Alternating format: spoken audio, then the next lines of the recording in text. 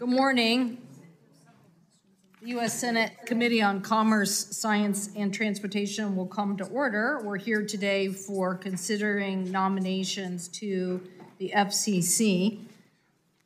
I welcome our nominees and to their families. It is critical that the FCC be equipped with a full commission so that it can proceed with important work that must be done to promote connectivity and ensure a robust and competitive marketplace. Today, we will consider 4 key nominee positions. Ana Gomez, nominee for FCC Commissioner; Geoffrey Starks, renomination for FCC Commissioner; Brendan Carr, renominated for FCC Commissioner; and Farah Damlin, nominee for FCC Inspector General. Let me begin with the nomination of Ana Gomez. Ms. Gomez is one of the most qualified nominees for the FCC Commissioner before our committee. She has dedicated 25 years of her life to public service, focusing most of her time on telecommunications regulation and policy. Ms. Gomez formerly served as counsel for the committee and deputy chief of staff for the National Economic Council at the White House, and various leadership roles within different bureaus of the FCC, including the International Bureau, which is now the Wireline Competition Bureau, and the Office of William Kennard. Ms. Gomez served as Deputy Assistant Secretary for Communications at and Information at NTIA during the Obama administration, and currently is leading the U.S. preparations for the 2023 World Radio Communication Conference. If confirmed, she will be the first Latina on the commission in more than 20 years, and her nomination comes at a very critical time in America. We need more affordable, reliable broadband, and making sure that everybody gets to participate in a 21st century economy. When the pandemic hit, the nation saw overnight how remote learning and working from home for more than 16 million K-12 students in the United States, literally who had no access, certainly put them at a disadvantage. In my home state, 20% of our students didn't have the connections they needed for remote learning. Households on tribal lands were at disparity. On the Macaw Reservation, located on the northwest point of the Olympic Peninsula, 90% of the households lacked broadband access. So the pandemic really did highlight for us the disparities that parents had, kids struggling to work, do homework from home, and these gaps made it even more important that equitable access to broadband in the United States become a reality. So I urge my colleagues to expeditiously move forward on Ms. Gomez's nomination so that we can have a full commission. We will next consider the renomination of Geoffrey Starks, who has been a leader in the fight against internet inequality. It'd be easier if my staff just said internet equality, but that's okay. Internet inequality. We want to fight against it, and we consistently want to advocate for consumers and for the preservation of national security. As a native Kansan, Mr. Starks understands the importance of broadband and access in America, and he has championed the Find It, Fix It, and Fund It initiative, which highlights the need to support small and rural companies and eliminating security threats to our national communications network. Next, we will reconsider the nomination of Brendan Carr. Commissioner Carr has nearly 20 years of private and public sector experience related to communications and technology policy.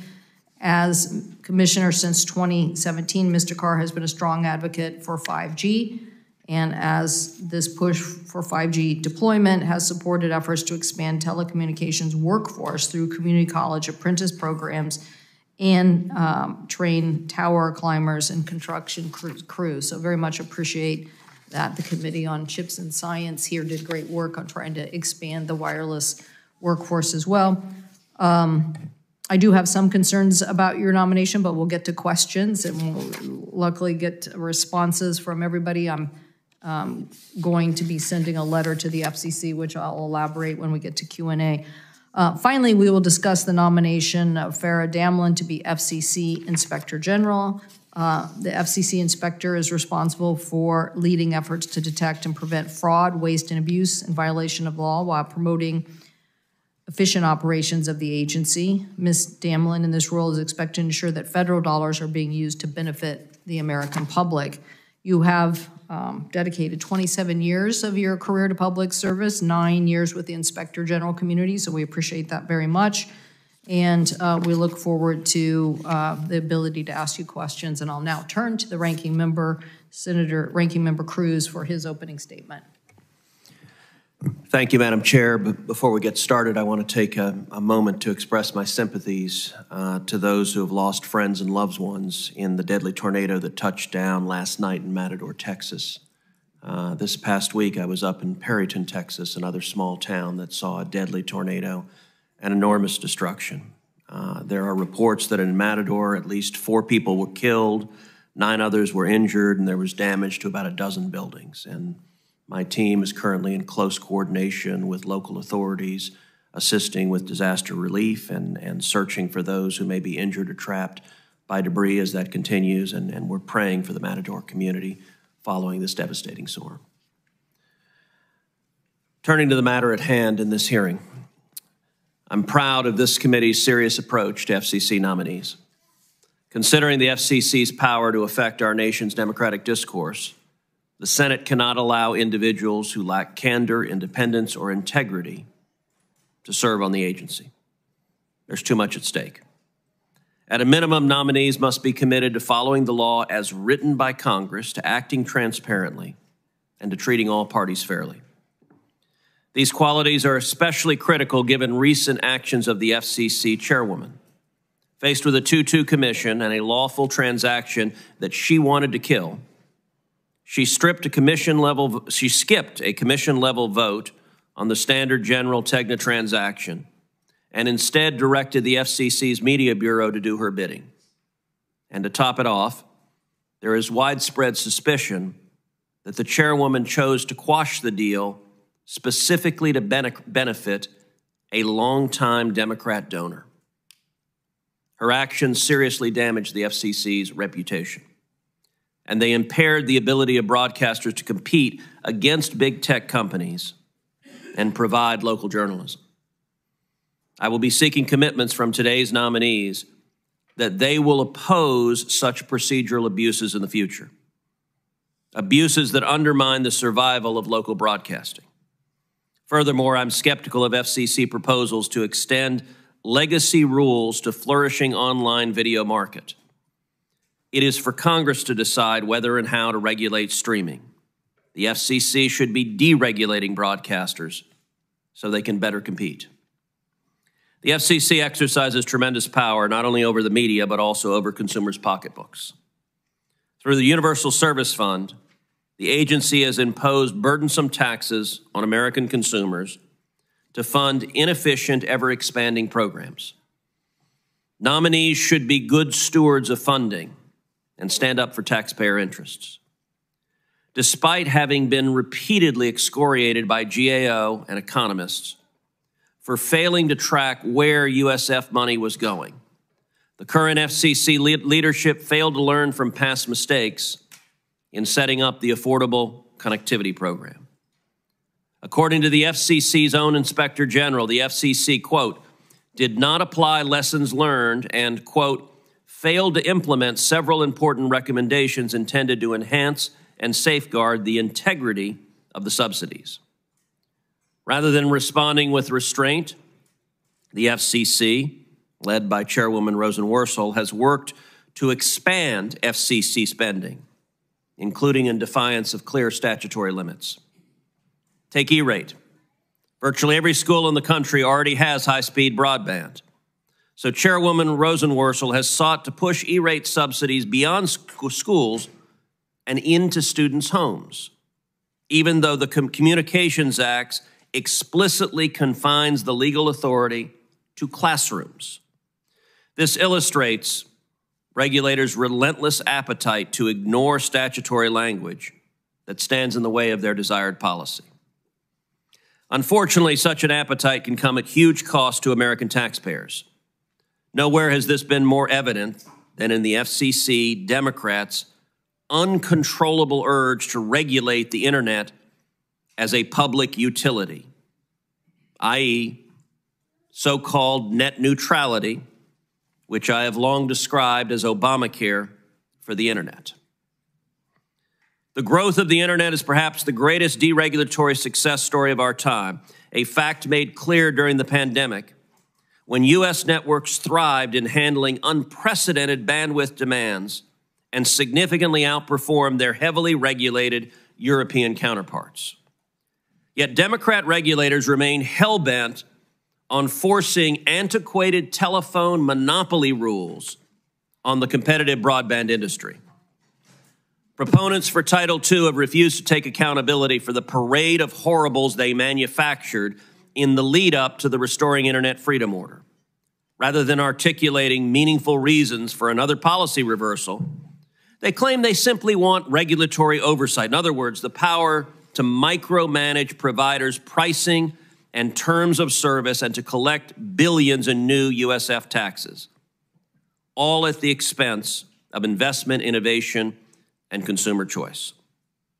It is incumbent on this committee to only confirm nominees who will stand for procedural fairness, who will respect taxpayer dollars, and who will exercise regulatory humility. While the previous FCC nominee did not live up to that standard, I look forward to hearing from today's nominees and to this committee having the opportunity to judge whether they have what it takes to do this important job. Thank you. Thank you, Senator Cruz. And before we turn to our witnesses, we'll hear from the chair of the subcommittee and the ranking member, and then an introduction as well of one of the nominees. Thank Senator you. Lujan. Thank you, Madam Chair, and to our ranking member for calling this important hearing today. It's been far too long since the Federal Communication Commission had a full 5 members on the commission, 882 days. I hope that sinks in for a bit. The mission of this agency is critical, especially given the bipartisan support for investment and the requirements over the next few years of what must be accomplished at the FCC. So I want to thank everyone again. As chair of the subcommittee on communications, I've had the honor, as has the committee, working with Brendan Carr to bridge the digital divide and advance innovation. Now, we certainly don't agree on everything, but Commissioner Carr has engaged in thoughtful policy discussions. And I have some questions as well during the hearing. I'm very proud that my office hosted Commissioner Carr in New Mexico, where he visited with Project ECHO, a program that is in many of our states, a project established at the University of New Mexico, about how the FCC can better connect rural health providers with specialists across the country. And I want to say thank you for your willingness to bridge divides, work with the chair on some critical issues. Thank you for that. Now, previously, the Federal Communications Commission appointed its own Inspector General. However, the most important characteristic of an Inspector General is independence. And in 2018, Congress required the President to nominate and the Senate to confirm the FCC's IG. Ms. Damelin, welcome to the Senate Commerce Committee. Although you might be new to the agencies under our committee, you come with decades of experience and independence. I look forward to learning more about your deep experience and the opportunity to bring some much needed oversight to the FCC. Now, over the past 4 years, Commissioner Starks has embodied the FCC's statutory mandate to, quote, make available to all the people of the United States without discrimination on the basis of race, color, religion, national origin, or sex, rapid, efficient, nationwide and worldwide communication services with adequate facilities at reasonable charges. Most recently, Commissioner Starks joined me in New Mexico to visit the Santa Clara Pueblo and discuss tribal sovereignty over spectrum and rights-of-way. He has spearheaded interagency coordination with the Department of Housing and Urban Development to ensure access to affordable broadband. Before former President Trump promoted him to commissioner, Geoffrey Starks served in the FCC's Enforcement Bureau, protecting consumers, promoting security, defending universal service programs from waste, fraud, and abuse. And previously, Mr. Starks worked alongside uniformed police as a federal prosecutor, guiding Department of Justice's enforcement of civil, criminal, and national security laws. His time on the beat at the DOJ earned him the Attorney General Award for Exceptional Service, the highest honor for an employee at the Department of Justice. And finally, Madam Chair, Ranking Member Cruz, and my colleagues on the committee, I have the honor to introduce Ana Gomez. With decades of experience in public service, handling broadband, telecommunications, spectrum issues. Ana Gomez is a deeply qualified nominee to serve as an FCC commissioner. I was a strong advocate to the president to nominate Ana, and her reception here in the Senate is proof that she is the right choice.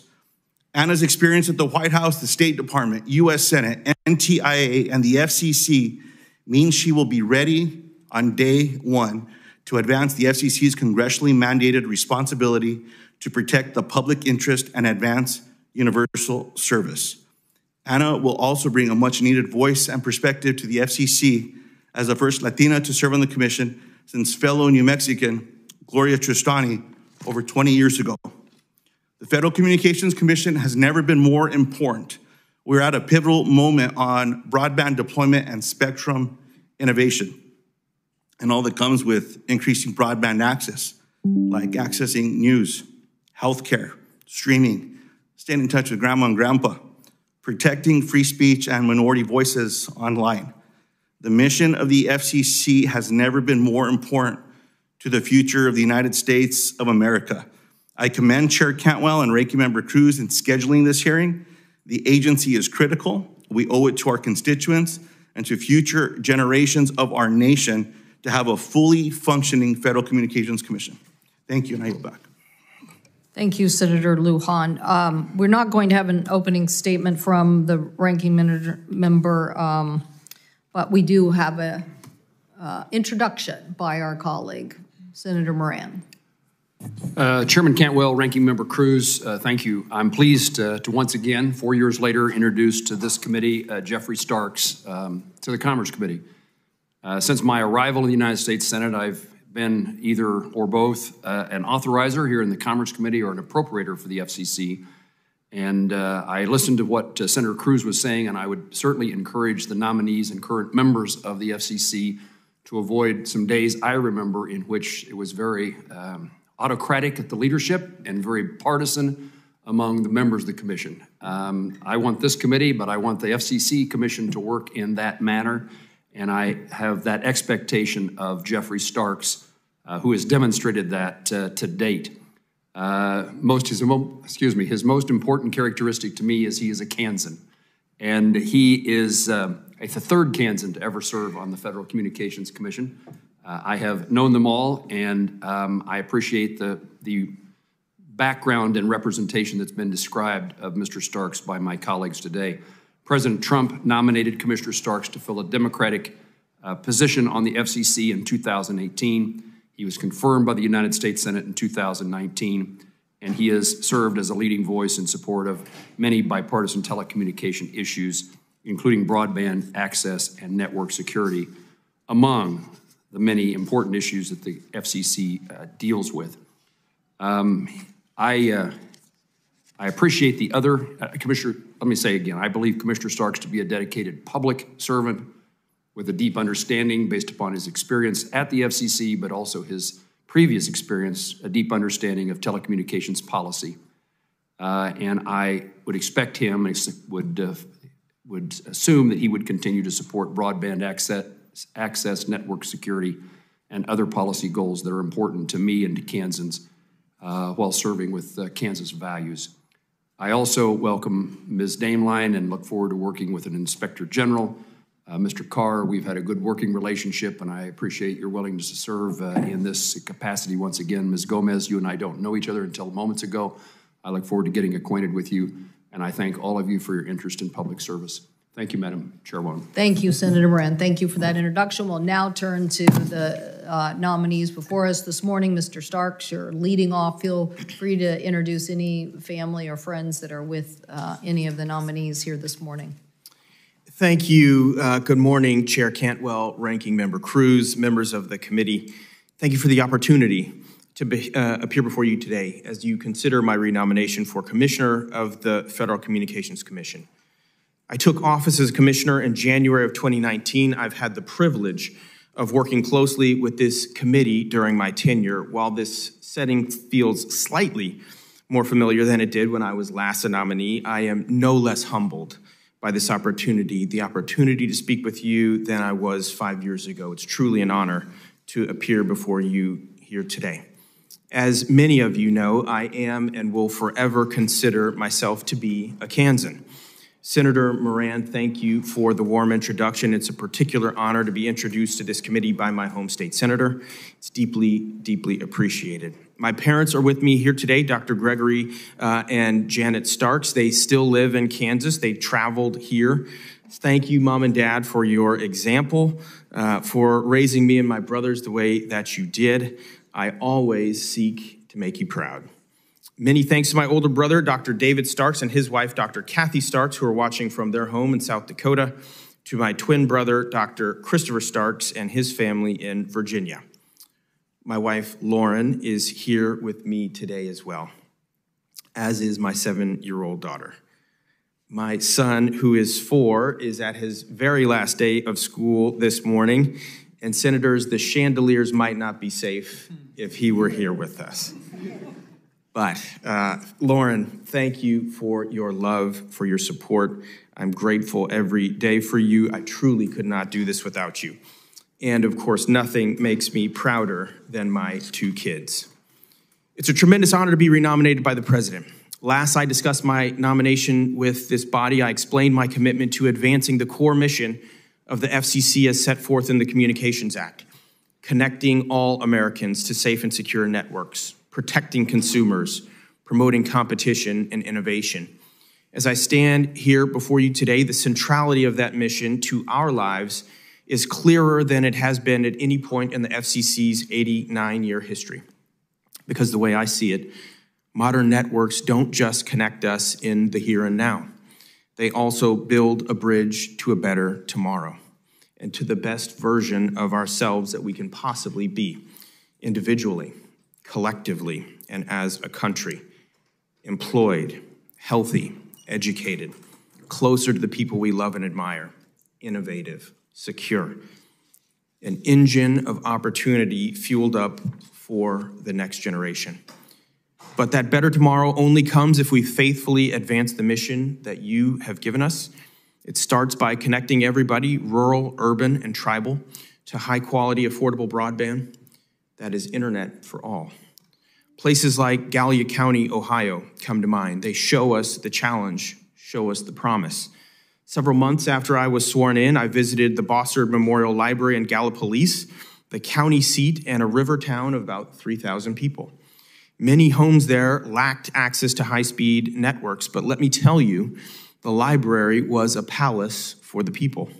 Early in the morning, folks were lined up by the front door waiting for the chance to use one of the town's public computers. Others had retreated to their parking lot in hopes of picking up a Wi-Fi signal from their car. In a town where 1 in 5 live below the poverty line, several people I spoke with said that a home broadband connection just wasn't in the cards. And so it was experiences like this that made me focus much of my attention as a commissioner on closing the digital divide. Over the last 5 years, and thanks to the leadership in Congress, we stand on the precipice of achieving that important goal.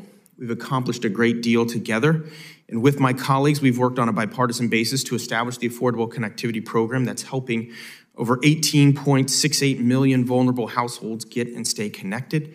There is more work to do. The National Broadband Map that you directed us to create continues to improve and inform the Broadband Equity Access Deployment Programming at NTIA to deliver connectivity to Americans everywhere, and it will take coordination across federal, state, local, and tribal governments to get us across the finish line. Wireless networks have transformed American life after mobile carriers have spent a record $108 billion at FCC spectrum auctions. In the last 3 years, we've seen 5G launch in more than 500 cities by the end of 2022. A whopping 70% increase over 2021 and enough to surpass China. All of this is a promising start, but here too, we have more work to do. For these technologies to reach their potential, our networks need to keep climbing to capability, coverage, and choice for consumers. Let me close. There's been unprecedented demand for communication services that have come and more challenging new security vulnerabilities. Protecting Americans remains the FCC's core mission. I have focused my commissionership on partnering with Congress on these threats, in particular on insecure equipment in U.S. telecommunication networks for rip and replace, As I termed it, find it, fix it, fund it, and with support from Congress, we have developed and now continue to implement that critical program. We've worked to reconfigure and restore those trusts in our networks as well, so that unlawful robocalls decline. If confirmed, I look forward to continuing to advance the important tasks that you've given us, working with my colleagues and the talented staff at this agency. Chair Cantwell, Ranking Member Cruz, members of the committee, thank you again for the opportunity to appear before you. I look forward to your questions. Commissioner Stark, thank you for that statement, and again, welcome to your family, and I'm sure they are very proud of your service here. Ms. Gomez, congratulations on your nomination. We look forward to hearing your statement. Thank you. Good morning, Chair Cantwell, Ranking Member Cruz, and members of the committee. And I'd also like to thank very much Senator Lujan for your kind words. I appreciate your support.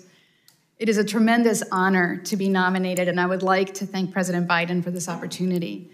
I would also like to thank my life partner, Kirk Berge, who is here with me, for his unflagging support. I am so very grateful for the day I met him. I have been working in telecommunications for close to 30 years, more than half of that time spent serving in government in various capacities at the FCC, the NTIA, the Department of State, and briefly, this very committee. After working briefly at a law firm, when the opportunity arose to serve as an attorney advisor at the FCC, I jumped at the chance. Little did I know that 3 decades of experience that followed would lead me here, speaking before you as a nominee. I have been an effective leader throughout my career, serving in government for the majority of my career, and believe I can contribute positively with all consumers in mind to the FCC's agenda. And serving in the private sector, including most recently at a law firm, has helped me to understand the importance of vibrant competition and enabling innovation for all parties. I believe the FCC should work to meet the demands of the people it serves. That means connecting everyone, everywhere, to affordable, reliable broadband internet access. While Congress has given the FCC many important tools to close the digital divide, there is still much work to be done to ensure that every person in every community, regardless of geography or income, has access to high-speed broadband. I have experienced the fear of not being able to afford a telephone bill. I know what it means to risk the loss of connection. Ensuring that everyone in rural, tribal, suburban, and urban communities can get and stay connected is critical to next century success for us all. We must be vigilant as well about protecting consumers, from spam calls and scam texts to ensuring that the internet is open and that we can go where we want online without limits. Consumers' interests must lead our policymaking. And as a Latina American, I hope to have the opportunity to bring my perspective to the Commission on ways to address the needs of all communities, including the Latino community. If confirmed, it would be an honor to serve in this role. If confirmed, I pledge to listen and to work with this committee and with Congress. And if confirmed, I pledge to be guided by the law, stakeholders, and above all, the American people. Thank you. Thank you, Ms. Gomez. Thank you very much for that statement and your willingness to serve, and thank you for all the capacities you've been filling in the telecommunications sector. Thank you. Mr. Carr, welcome. Look forward to your statement. Thank you so much. Chair Cantwell, Ranking Member Cruz, distinguished members of the committee, it's a privilege to appear before you. I want to start by expressing my thanks to the President for nominating me to serve another term on the FCC. I'm honored to have this committee consider that nomination. I also want to thank you and your staffs for the courtesies you've shown me in our recent meetings and for giving me the opportunity to learn more about the communications issues that are important to you, your states, and your constituents. Our discussions only underscored the very meaningful role the FCC plays in the lives of all Americans, whether it's promoting broadband deployment, protecting consumers, or advancing public safety. While serving on the commission, I've welcomed the opportunity to get outside the Beltway. I've had the chance to spend time in many of your states. I've heard firsthand about the connectivity challenges that many still face and the opportunity that broadband enables. If I'm fortunate enough to be reconfirmed, I would welcome the chance to continue working with all of you on ways the FCC can advance the public interest. Now, with the committee's indulgence, I'd like to take a moment to introduce my family, which has grown since I last sat before this body as a nominee. First, my father's here, Tom Carr, my wonderful wife, Michaela, and our three just terrific boys, Quinn, who is 9, Emmett, who is 6, and Lachlan, who is 3. We are just blessed to be their parents. I also want to extend my congratulations to Ms. Gomez and Ms. Damelin on their nominations and to Commissioner Starks on his renomination. While I've had the good fortune of working closely with many of the members today, I wanted to take an opportunity to reintroduce myself more broadly to the committee. Since 2017, I've had the privilege of serving on the commission, but my time at the agency began well before then. I first joined the FCC as a staffer over a decade ago, and later served as the agency's general counsel. I first walked into the FCC building well before all of that. It was over 20 years ago now, during law school when I interned at the agency for Commissioner Abernathy. Ironically, as a commissioner, I ended up with the same office suite that Commissioner Abernathy had. So every morning in our old building, I had the chance to walk past the intern desk where I sat many years before. As a commissioner, I've had the privilege of seeing firsthand the transformative power of a high-speed connection. Take Tommy, for example, a mother of 5 who I met in 2018 in Philadelphia's Sharswood neighborhood. Many people had an easier path in life than Tommy. She grew up in public housing. She dropped out of high school after having her first child. For the next 16 years, she made debt collection calls, a job that she described as a dead-end job. Tommy knew that she could do more with her life. So she enrolled in Philadelphia's Orleans Technical College. Tommy earned a perfect 4.0. She got a job at the Public Housing Authority and was able to buy a first home for herself and her children. When we met, she was just starting a master's program in mental health so that she could give back to her community. She told me that none of this would have been possible without a broadband connection. She said broadband is the backbone of a community for finding a job, for education. Tommy talked about how she used a high-speed connection to do schoolwork, to apply for jobs, and to gain admission into that master's program. Tommy is an inspiration, and getting the chance to meet her is something that's stuck with me. But in a lot of ways, Tommy's story isn't a one-off. I've heard similar stories about the power of connectivity on visits to small towns and communities across the country. And that's why I'm proud of the progress the FCC has been making. But despite the long strides we've made, challenges remain. The job isn't finished. That's why I discuss at greater length in my written testimony 3 of the top issues that I think the FCC should keep working on. First is ensuring affordable, high-speed internet service for all Americans. That means closing the digital divide. Second is maintaining U.S. leadership in wireless. It's vital for our efforts here in America, but also for our geopolitical leadership. And third is promoting a secure communications network.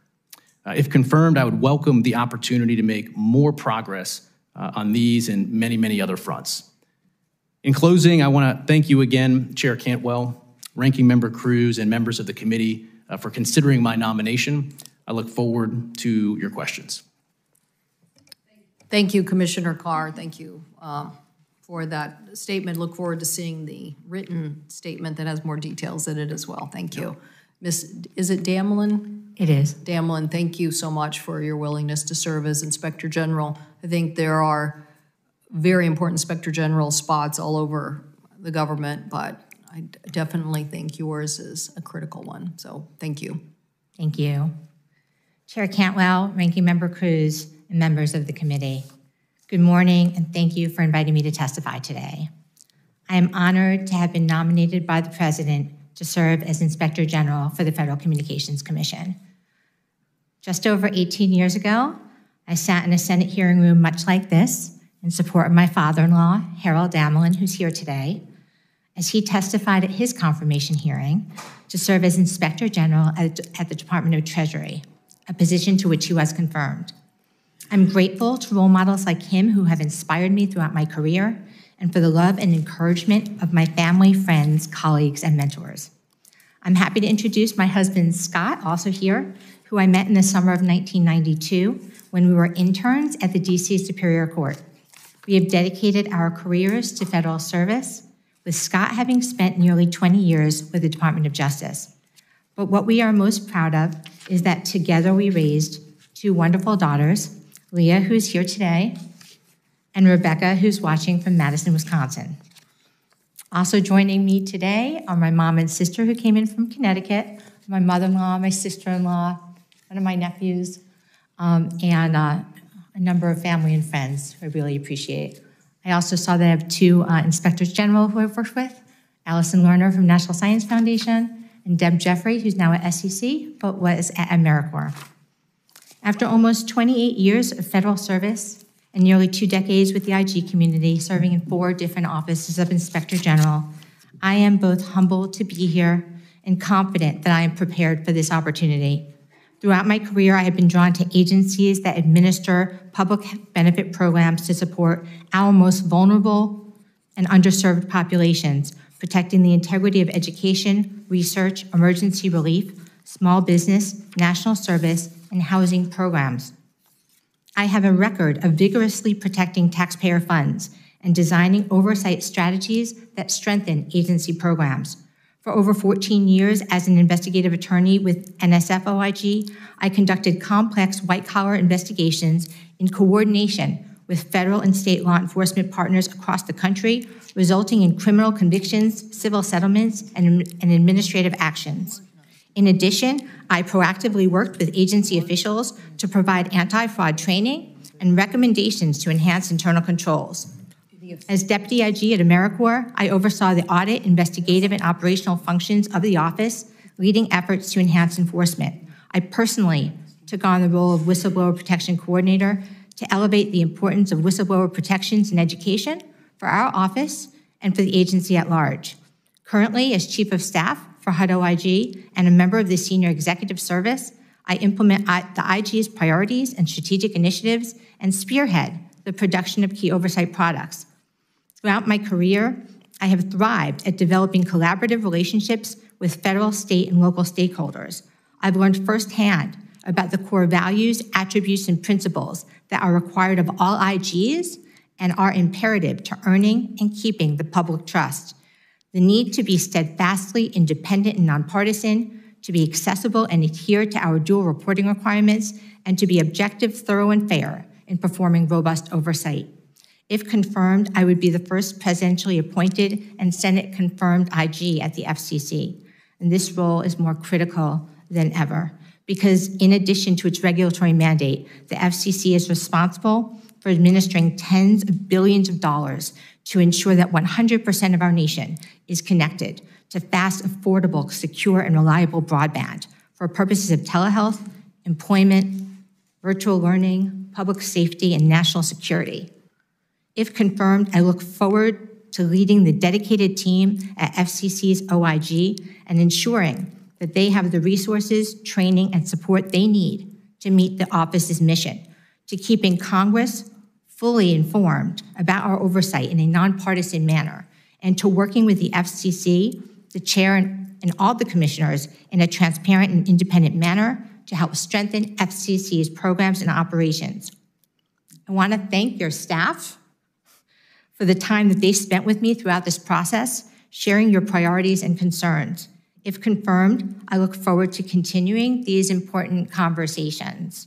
In closing, it would be my privilege and honor to serve as Inspector General at the Federal Communications Commission. Thank you again for your consideration of my nomination, and I'd be happy to answer any questions. Thank you, Ms. Damlin.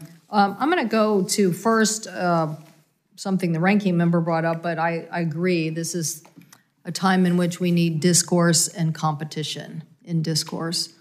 Can't have a few voices, have to have many voices, and I'm very concerned about the decline of local news.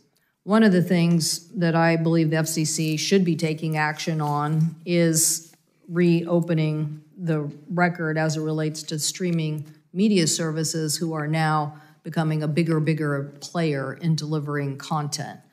And the downside of that is that if we don't have the structures in place to make sure that they get a competitive price for the product that they offer, which I hope at some point in time our committee will be able to turn to these larger issues about the changing landscape of media and some of the critical issues that we face overall. But in 2014, the FCC started a proceeding to examine this issue, but has been stalled for nearly a decade. So today I'm sending a letter to Commissioner Rosenworcel to refresh the record on this issue and to say that streaming media services should bargain in good faith, just as we've had to put good faith in other parts of the media landscape to make sure that we are adhering to the types of things that will give them a fair value for their content.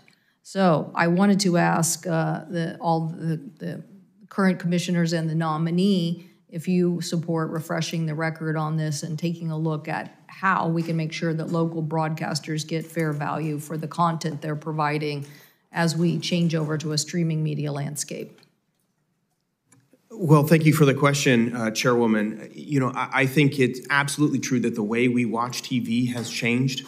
Online streaming services have introduced, they are more competitive, have brought competition to the landscape here, more eyeballs than ever also are going into streaming. I take your point, eager to work with you, that this is part of the record that we have not had since 2014. Eager to work with my colleagues on seeing if there's a way that we can understand. There's no easy fix here from the 1984 Cable Act, the 1992 Cable Act. They don't in particular envision streaming, but asking questions and trying to figure out if we can help in this dynamic media space, I think makes good sense. Well, my colleague, Senator Grassley, sent a letter to the chair of the commission, and I've seen that response. So I guess what I'm asking you, if you think you should relook at this issue.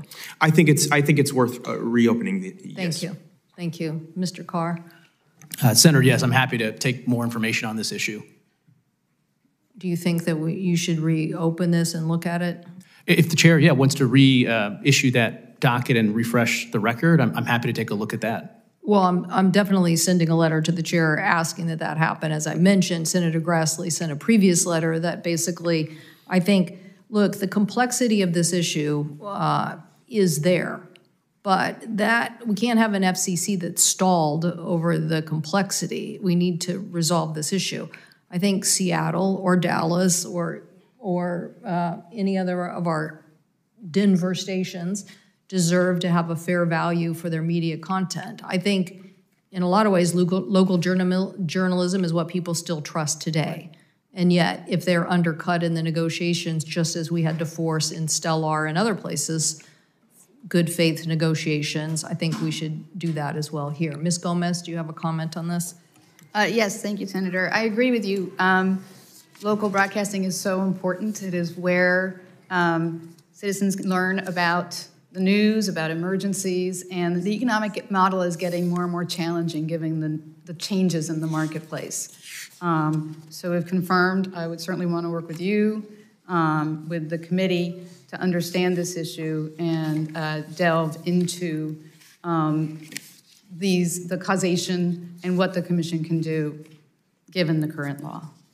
So certainly support the commission's restored auction authority for spectrum.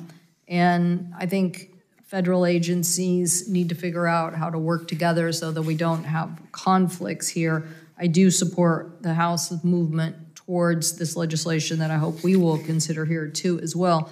Ms. Gomez, this is a particular area of expertise for you. Where do you think we should be going as a nation in trying to free up more spectrum and the conflicts that have, I certainly want our NASA and NOAA agencies to be supported, not ignored. What do you see as the process here for us getting more expansive policy on spectrum? Thank you, Senator. Chairwoman. As you note, I have extensive experience working at both NTIA and at the FCC on spectrum matters. That gives me a unique viewpoint into the commercial needs for spectrum to be the lifeblood of innovation, as well as the need of federal agencies to conduct their missions in a successful manner. They're important missions. I think it is incumbent on the NTIA and the FCC to always be looking at new ways and new spectrum for future uses. It can be a long-term process, So they need to work together. They need to identify spectrum, both on the commercial side and on the federal side, to study for possible sharing or repurposing in order to enable innovation. Do you think the international community is ahead of us on sharing? That is a very good question. The U.S. has been a leader in terms of spectrum management and sharing. I think that maintaining that leadership means that we have to continue to move forward to identify spectrum for all uses. Thank you. We have a long list of people who want to ask questions today. So, Ms. Damlin, I'm going to submit something for the record for you, but clearly care a lot about the oversight of this agency's.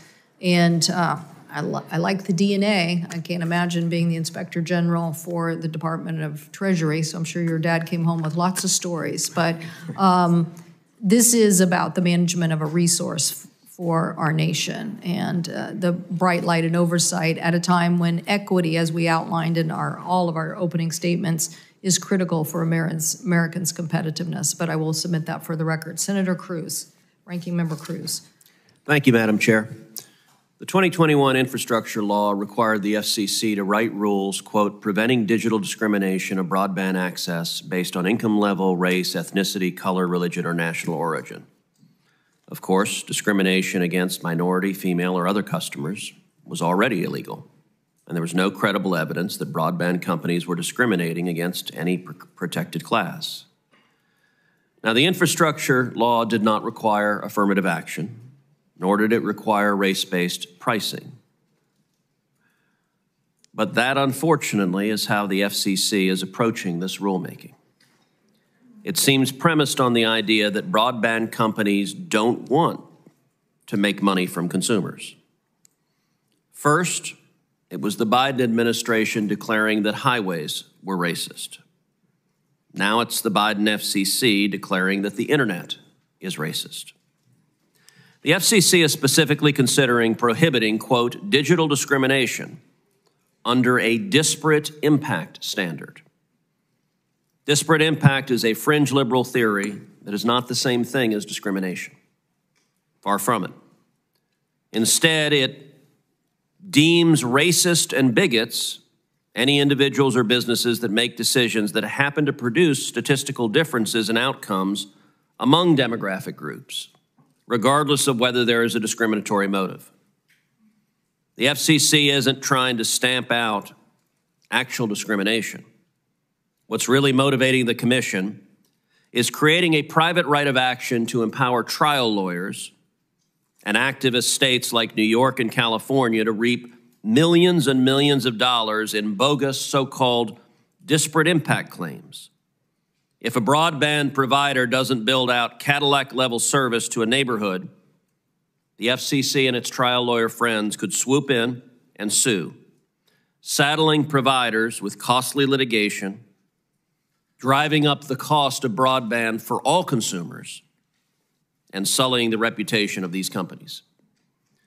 Meanwhile, the Supreme Court has made it very clear that agencies can't expand the scope of a statute to impose disparate impact liability or to create new opportunities for trial lawyers to harass private companies. I want to clarify how our nominees view, quote, digital discrimination.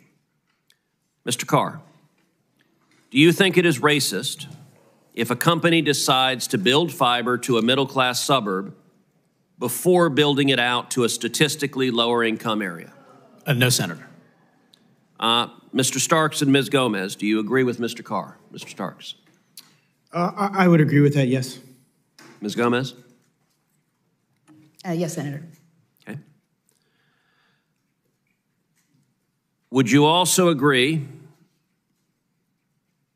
that if a company is going to be held liable for discrimination, potentially to the tune of millions upon millions of dollars, based on decisions it has made, that there should be clear evidence of discriminatory motive or intent? Mr. Carr. Yes, Senator. I think you need something more than mere effect. And just a quick example, you can have two adjacent neighborhoods. We've seen this in our record, LA County and LA City. One had 500 small cells go up. artificial line, the next one had 0. Why? In that circumstance, it was because of the regulatory regime that the two governments put into place. So if you're simply looking at effect and nothing more, I think you would get a misleading view of what happened in that instance and perhaps others. Mr. Starks? I would say this, that the digital discrimination item is being considered by the FCC right now. The record is being developed right now. One of the open questions is very much what is the enforcement capacity that the FCC is going to take under this item. We will closely follow the law, but this is very much under consideration right now. Okay, I want to make sure I understand your answer. Do you believe it is necessary to demonstrate discriminatory motive or intent in order to find someone liable for discrimination? What I'm saying is one of the things that we are considering is whether there is a disparate impact, disparate treatment versus an intent-based standard that is going to be the threshold that we're looking at on the digital discrimination. What Congress tasked us with is, quote, preventing digital discrimination based upon the 6 classifications that you mentioned. So this item is what we are thinking through right now. The questions that you're asking is what we're working on right now. So, but if I understand your answer correctly, you're saying no, you don't have to prove motive or intent, that just disparate impact, just a statistical analysis can result in millions of dollars being extracted from broadband providers. Those millions of dollars, by the way, will be paid for by every consumer. The cost of your broadband will go up as the New York Attorney General brings lawsuit after lawsuit after lawsuit, and none of that requires any demonstration of motive or intent. Is that what you're saying? What I'm saying, Senator, is that the actual issue that you're asking me about, the question of disparate impact versus an intent-based standard, is something we are considering right now as a matter of policy in effectuating the law, the digital discrimination. Okay, but you're declining to answer my question. Mr. Carr answered it. You're declining to answer. You're not saying whether intent is required or not. You're just saying we're thinking about it, but you're not giving me an answer. It's okay. I'm just being clear. You're not giving me an answer. I understand. We are thinking about this, and the question of enforcement capacity is one of the things that also is before us. And so, okay, so Mr. Starks has declined to answer. Ms. Gomez, is intent necessary to find a provider liable for discrimination? Thank you, Senator, for that question. I am aware of the law. I have not actually dug into the record, but if confirmed, I would be happy to do that and work with you on any concerns you may have. Do you believe intent should be required? I honestly don't know enough about this to be able to. You spent 30 years in the industry, as you told us in your opening. In 30 years, you had no view on... I have spent 30 years in the industry doing standard telecom work. The issue of digital discrimination is something I know Congress tasked the Commission with looking at last year, but I need to be able to sit down and dig into the record and look at the notice of proposed rulemaking in order to be able to give you an informed answer. Thank you. Thank you. Senator Klobuchar. Thank you very much, Chair, and congratulations to all the nominees. Mr. Starks, I guess I'll start with you because there's something Senator Cruz and I do agree on, and that's competition. And as chair of the antitrust subcommittee, I've been focused on the role competition plays in making high-speed broadband more affordable. And yet we have 87 million Americans that have only one choice for internet access. They don't have a competitor to turn to. If confirmed, what steps would you take as a commissioner to help promote competition in broadband that would benefit consumers? What have you been doing on this a very important issue? Absolutely, and in particular, thank you for your leadership. I think increased competition, the focus in particular on rural areas everywhere, is a priority of the FCC. Our mapping efforts and making sure that we have accurate data that informs where dollars are ultimately going to flow. I think all of that is increasingly important in making sure that access gets everywhere. One of the critical issues that we're focusing on cracking down on the digital divide. Exactly. Appreciate that. Ms. Gomez, enjoyed our brief conversation yesterday, brief only made by me because I had to run in for a vote. With your prior experience, other places like NTIA, could you talk about coordination? We have last year, the FCC, NTIA, and USDA and Treasury announced that they would share information about the collection and reporting of data and metrics about broadband deployment. This has been through many administrations. This has been various agents working on this, including during the Trump administration. And this follows the passage of a bill that Senator Wicker and I did, the Broadband Interagency Coordination Act, that we passed in December of 2020. Can you talk about how your prior experience will help when you're dealing with, understandably, different agencies working on this important deployment of broadband? Thank you very much for that question, Senator, and I very much enjoyed our conversation. As I mentioned previously, it is true that I was able to work at both the NTIA and the FCC on matters related to deployment of networks and broadband. I hope to be able to bring that experience to bear in understanding how each of the programs works. And coordination is extremely important. We want to make sure that the funding goes as far as it can to reach those that need it. And so, although there are different programs, they have different rules, a constant conversation among the agencies is important. Okay, thank you. Estimated 240 million calls are made to 911 centers annually. I've long co-chaired the 911 broadband caucus. This public service is so important.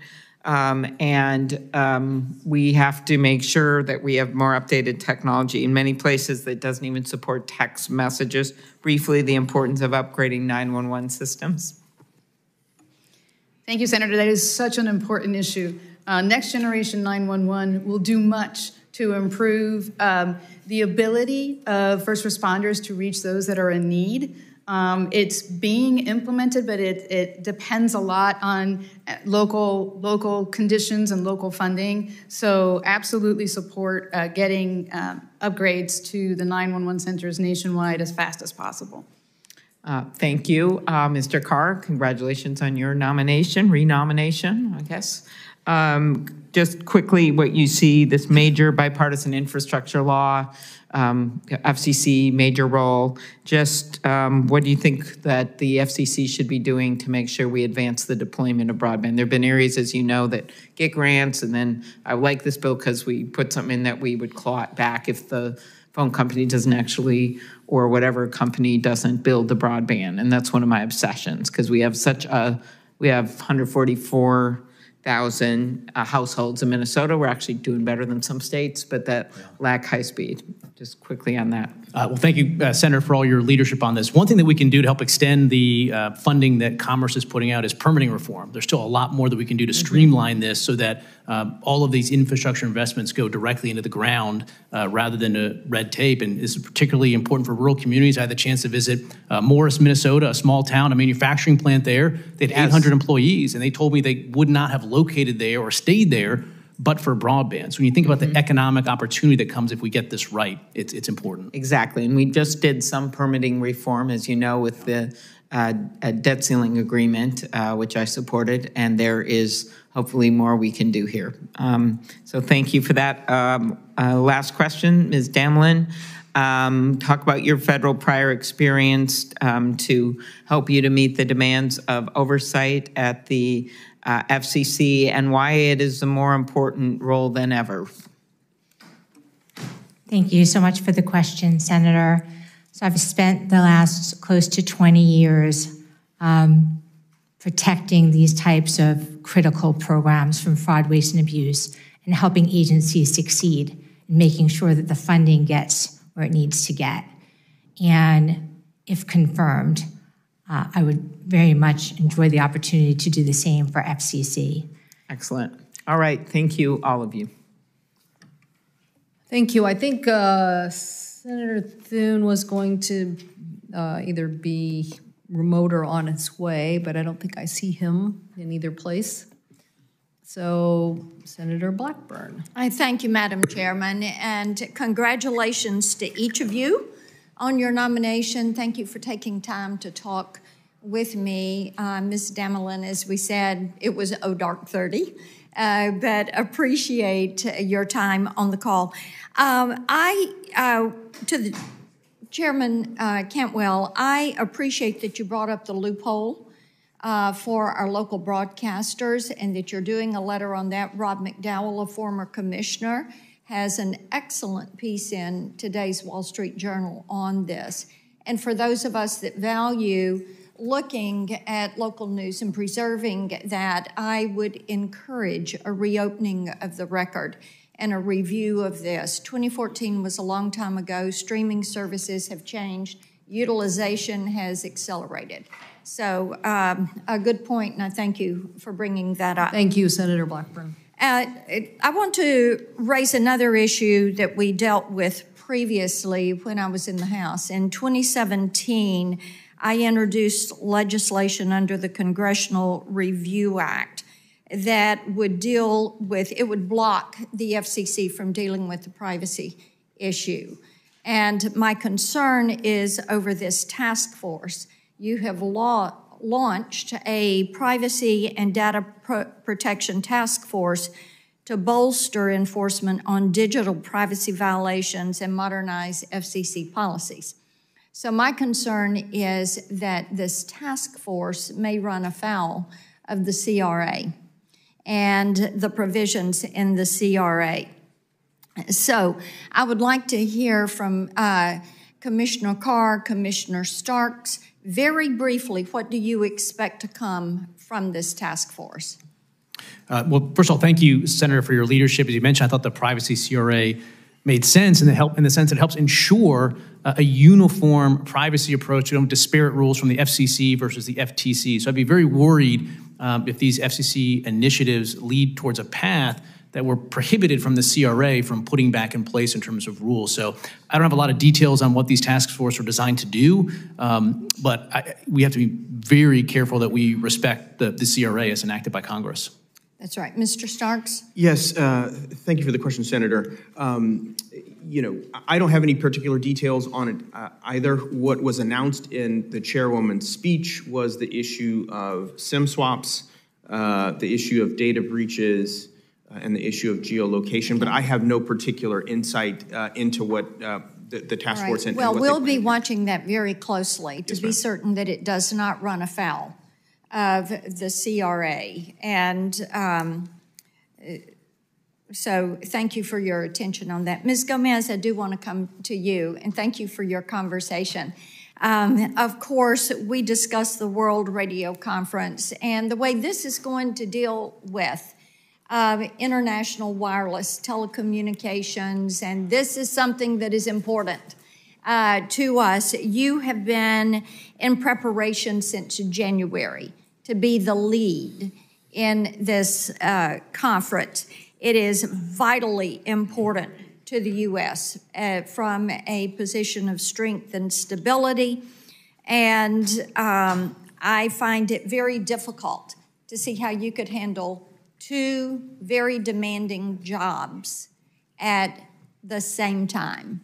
And you and I discussed the importance of this role, the importance of U.S. leadership, and I think that it would be difficult for you to step back from that role and us still have what we need to have represented. I've been very concerned that the U.S. may not be taking an aggressive enough position when it comes to studying more mid-band spectrum at the WRC and looking for how we study these new bands. It's going to be critical. It's vital for 5G. It is vital as we move forward with 6G.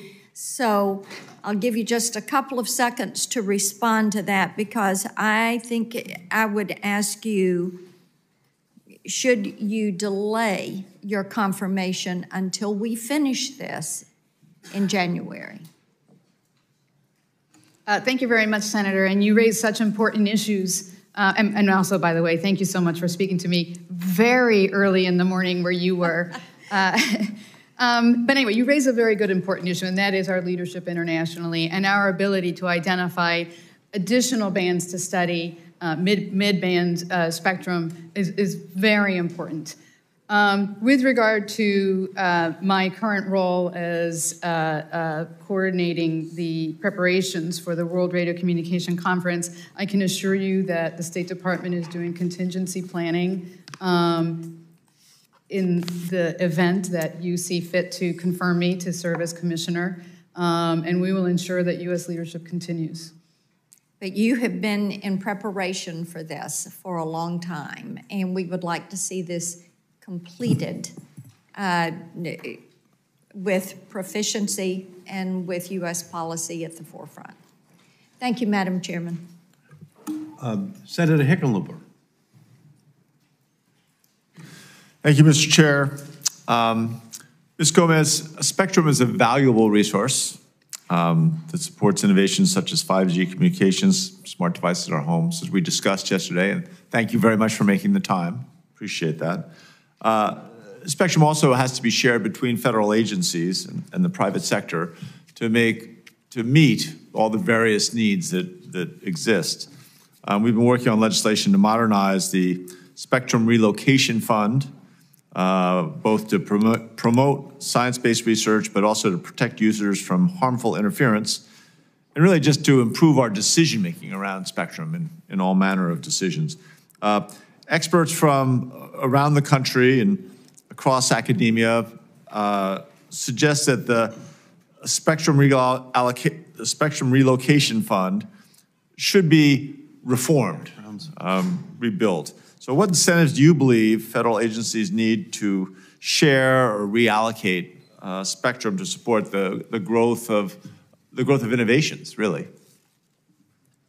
Thank you for that question, and it was wonderful to speak with you as well. I know you were very busy yesterday, so the time that you took was precious to me. We ended up talking in the hall, yeah, well, so unfortunately, by me being late from one thing and late to another. Thank you. Absolutely. As you note, it's getting more and more challenging to identify spectrum for new uses. And finding ways to incentivize incumbents to study ways that maybe we can repurpose or share spectrum is very important. I would commend any efforts to update the Spectrum Relocation Fund. In particular, one of the areas that I think we could help incentivize the agencies is currently they are only permitted to recover the cost for comparable capabilities for their systems. Imagine if you were told that you have a 30-year-old system and you can only get a system that has the same capabilities from 30 years ago. That is one area that I think Congress could really help in providing additional incentives for incumbents to study their particular systems for possible repurposing. Absolutely, and that's a great and very stark example. And using that segue, I'll go to Mr. Starks. The FCC has already taken several steps to ban suspect equipment made by Huawei or ZTE from being purchased. However, the rip and replace program faces in the neighborhood of $3 billion shortfall. This means that the small carriers, almost always in rural areas, can only be reimbursed at literally less than half of what they spent in terms of when they remove this and what they get, what the compensation totals. Carriers can either choose to continue operating on aging networks with insecure equipment, or they can shut down parts of their networks, especially in situations where there are issues around wildfires or hurricane, extreme weather. So, Commissioner Sparks, what are the consequences for networks in rural communities if the program shortfall isn't fixed quickly? Yes, thank you so much for the question, Senator. Thank you for your leadership here. This goes back to one of the issues that I started with in 2019, find it, fix it, fund it, where identifying insecure Huawei and ZTE equipment, ripping it out, and then replacing it, the remediation process. But as you pointed out, we have nearly a $3 billion shortfall. If we don't fund this, you're going to have many of those small carriers who are going to have to make that very difficult decision to either leave it in their networks, which still obviously has very much the national security risk that we're talking about. Many of these are also somewhere around small, around military installations. You know, the other option would be, as you mentioned, that they would have to take this on their own. At nearly 40 cents a dollar, we would end up paying them. And so ultimately, I think that would harm consumers. With many of these small rural carriers, they don't have funds in order to be able to do that. They'd either have to shut down, which would leave some of these rural areas without a service. I think it is imperative, and the legislation that you have advanced along with Senator Fisher, I think is very well done. It has my strong support. I appreciate that. Flattery will get you everywhere. I'm out of time. I will submit written to Commissioner Carr. I had a question for you on the, looking at skilled workforce. How I know you've done a lot of work on that. Would look forward to your response on that. And Ms. Danilin, again, you were going to get a question on guiding principles. You will still get it, but you'll have to write the response. Thank you very much. I yield back. Chair recognizes the senator from South Dakota, Mr. Thune. Thank you, Mr. Chairman. I continue to believe, and thank you all for being here, to the best way to provide long-term protections for the internet is for Congress to pass bipartisan legislation. When I served as chairman of this committee, I put forward legislative principles and a draft bill to begin the conversation, and I stand ready and willing today to work toward finding a lasting legislative solution that will resolve the dispute over net neutrality once and for all. My question is for each of you that, as commissioners, do you each believe the FCC should come to Congress for more direction before attempting any iteration of net neutrality rules? Yes or no? Yes, Senator. Ms. Gomez. Well, Senator, I certainly would encourage the Senate to adopt legislation to address this issue once and for all. At the same time, I do believe that broadband internet access service is too central to our lives, to our education, to working, to rural health care, not to have oversight. So I look forward to working with you and hope that maybe I can help, if confirmed, with your efforts at legislation. Well, we would like to work on that. But I have to say, it really, to my view, it needs to be the role of Congress. And I guess, and Mr. Starks, you want to go ahead and answer that question? Yes, my answer is no. I absolutely agree that I would love to work with you, love to work with Congress. I do think additional legislation here would be very sound policy for American people, but the FCC does have the authorization, the jurisdiction that we need to move forward. Is there, since the FCC's 2017 order to repeal what I think were very heavy-handed Title II regulations, what sort of activities have ISPs engaged in that the FCC would need Title II authority for? What specific harms have you seen?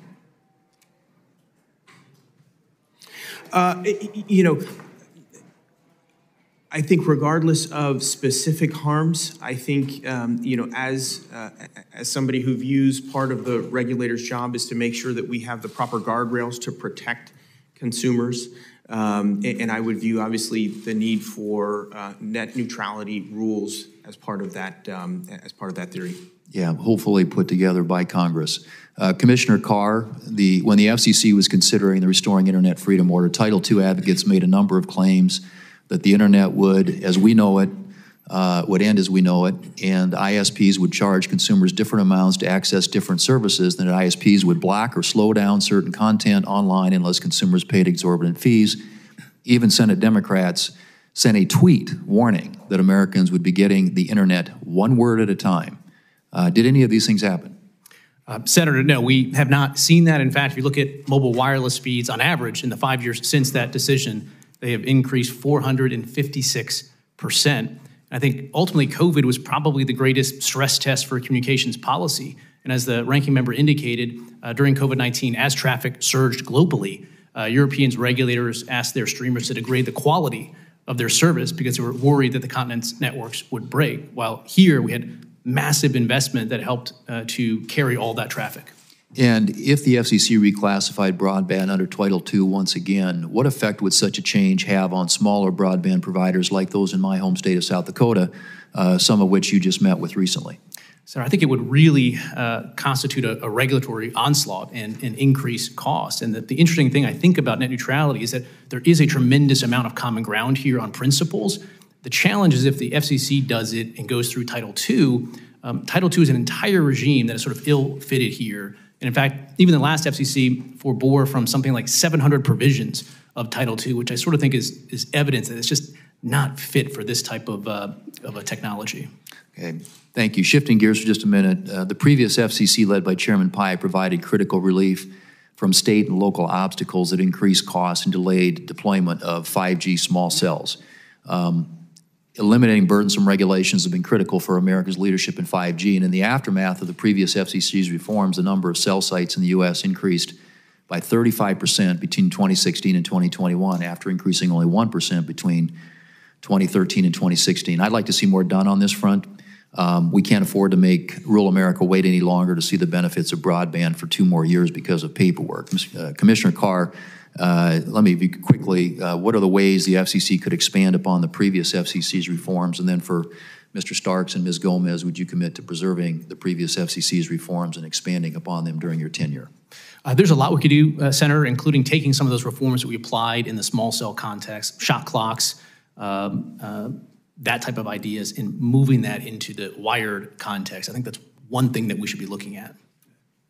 Starks. Yes, from my perspective, making sure that we are able to accelerate, in particular with the amount of broadband that we have coming, wireless that we have coming, I think is extremely important. And some of the rules that we did have preserved, I think, make good sense. Okay. Ms. Gomez. Thank you, Senator.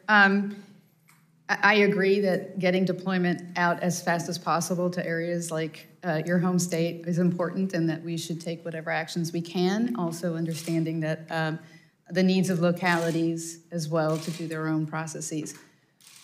And I look forward to working with you, and I look forward to working with Commissioners Carr and Starks on that, if confirmed. Well, Commissioner Starks' brother and sister-in-law in Sioux Falls probably have pretty good coverage, but there are a lot of areas of South Dakota that don't. So, yes, I do, Senator. Thank you all very much. Gentleman's time has expired. The chair recognizes himself for a round of question. And Senator from South Dakota is referencing that. I'm going to reference Malden, Massachusetts. Ms. Damlin, I have no questions for you, but I know your father-in-law is from Malden, Massachusetts, and that he was the Inspector General of the SBA. He was the Inspector General of the Department of Treasury. He went to Boston College and Boston College Law School with me as a commuter from Malden over to Boston College for 7 years. So I know the stock from which you come. And in addition, from Malden, Earl Stanley Gardner, who wrote the Perry Mason series, is also from Malden. So I know that you have detective qualities that have been given to you as you're coming to before this committee for confirmation as Inspector General, and I intend to support that. Let me turn to Ms. Gomez. In 2015, the Federal Communications Commission approved the Open Internet Order, which put in place net neutrality protections and properly treated broadband as a telecommunications service under Title II of the Communications Act. The Trump-era FCC later eviscerated net neutrality and eliminated the Commission's rightful authority to protect broadband consumers, promote public safety, and close the digital divide. Yet the COVID-19 pandemic has left no doubt that today the internet is essential for everything from jobs to education to healthcare. Now more than ever, we need net neutrality. Internet users deserve a commission with authority to oversee broadband as a 21st century essential utility. Ms. Gomez, do you support reinstating net neutrality rules and restoring classification of broadband as a Title II service? Thank you, Senator, and thank you very much for meeting with me last week. I enjoyed our conversation very much.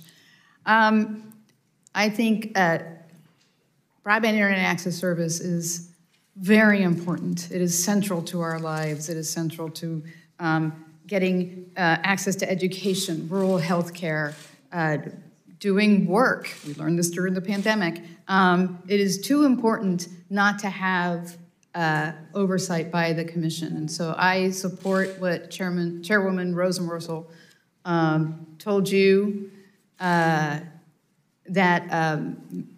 the Commission should have robust authority over broadband internet access. Thank you. And And I plan as well to introduce legislation that would finally end this back and forth between administrations. And I think the Congress must act, but I think the FCC must act as well. So it's critical that we confirm you.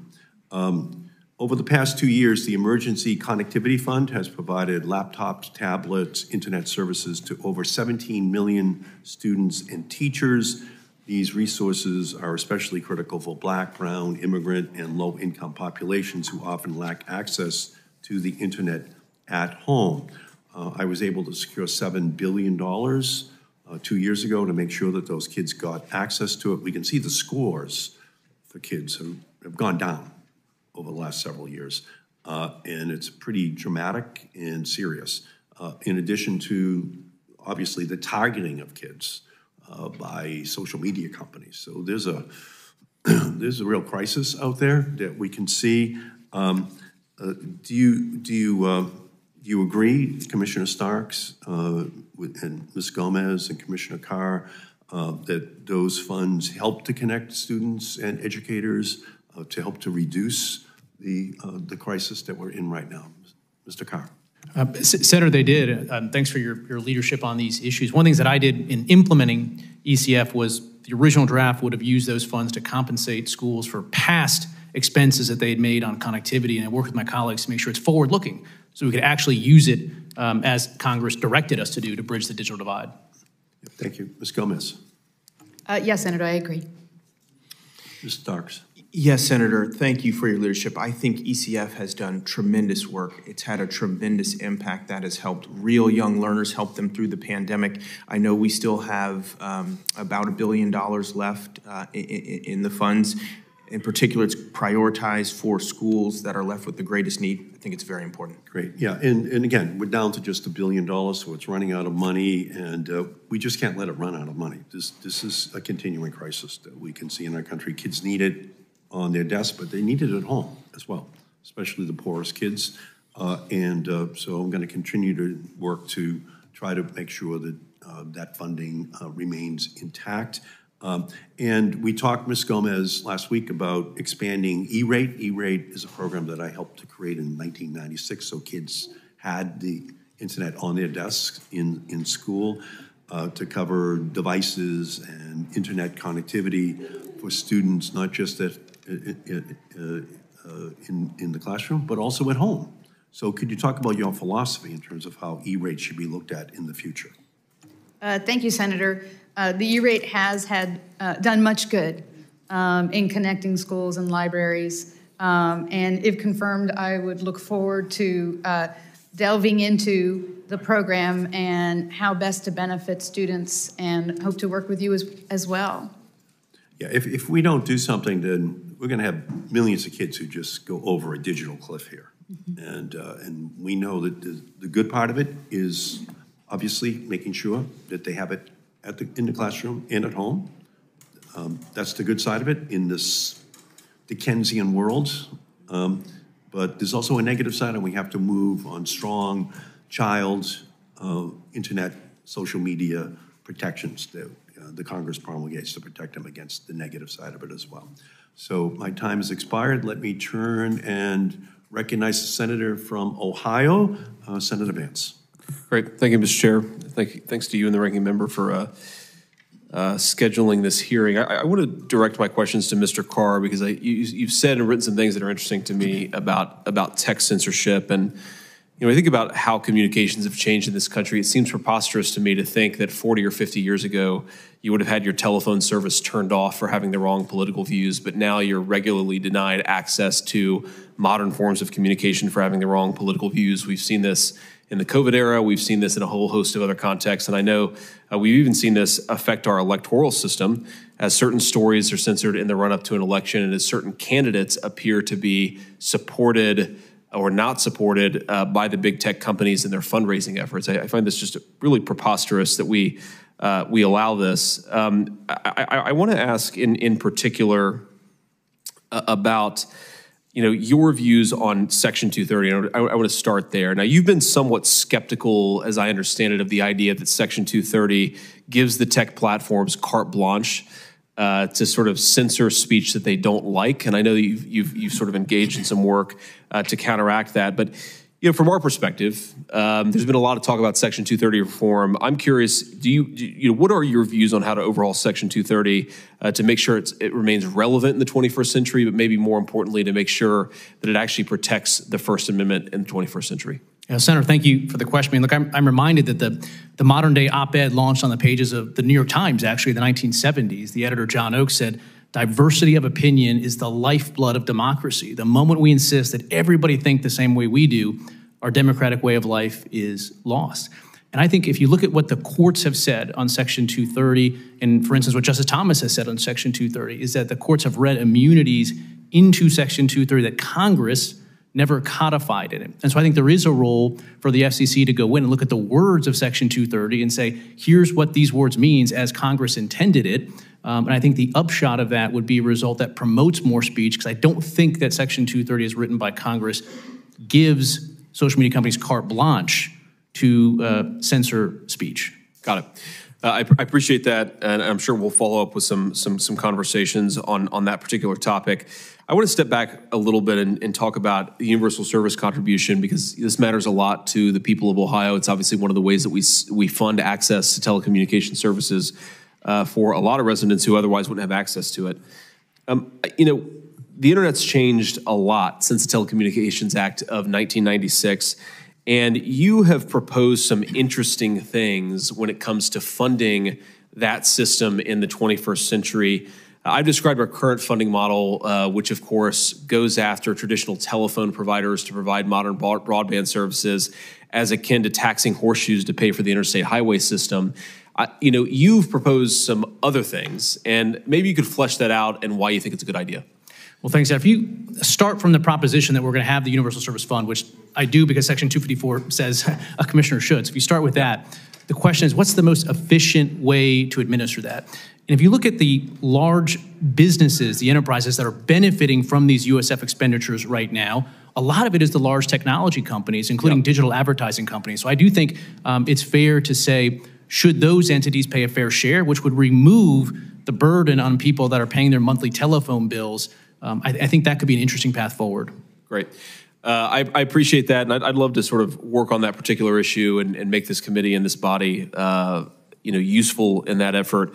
But appreciate your work. Appreciate all of you for being here, and I yield back the remainder of my time. Thank you. Thanks. Great. Senator's time has expired. The senator from Vermont, Mr. Welch. Thank you, Mr. Chairman. It's good to be here. We're going to get something done. You all are doing a good job. But don't quote me on that. But I'm delighted that we're going to get back, I hope, to full strength on the FCC, and I really appreciate the work, Mr. Starks, that you've been doing, and Mr. Carr, what you've been doing. And I'm delighted to have Ms. Gomez here, and it would be good to have an Inspector General from Malden, Mass. You can't do better than that. So I just want to express my appreciation for the work of the FCC. I want to appreciate and acknowledge the bipartisan effort that has been made under difficult circumstances. I think all of us welcome that. The issues aren't easy, but working together obviously is the ultimate way to go and be successful and have some durable accomplishments. So just to take this as an expression of one senator's gratitude. So thank you all, each and every one. I just do have a couple of questions. I'll start on the mapping question. And Mr. Carr, I want to just ask you about that. Mapping has been a real problem. We started focusing on that, actually, I think when Senator Blackburn was in the House on the Energy and Commerce Committee with me. We've made some progress, but the implementation really depends on good mapping. And I want to just hear from you about how you're just going to stay on it, not just you, but the FCC, to make certain that mapping is accurate. Senator, thank you so much for the question, and really thank you for your leadership, including in the House. I think it's fair to say we wouldn't be where we are right now with a much improved map if it weren't for the work and the legislation that you all passed. The map is much improved, but we have to stay on, and that includes working with state broadband offices. I've met with at least 9 state broadband offices right now to continue to improve it. It's going to be iterative, but the advances we've made, particularly from new version 1 to new version 2, are quite substantial. So you're going to stay on it. Good. Yes, sir. Thank you. And Ms. Gomez, we have what are called community union districts in Vermont. I think it's a very innovative way where towns banded together. It's very rural. And obviously, those towns have a goal and a commitment to getting that broadband to the last barn on the farthest dirt road. So I want to ask if you're familiar with the CUD districts, community union districts, and is that something that you'll focus on to help us do what we need to do in Vermont to be successful in implementation? Thank you, Senator, for that question.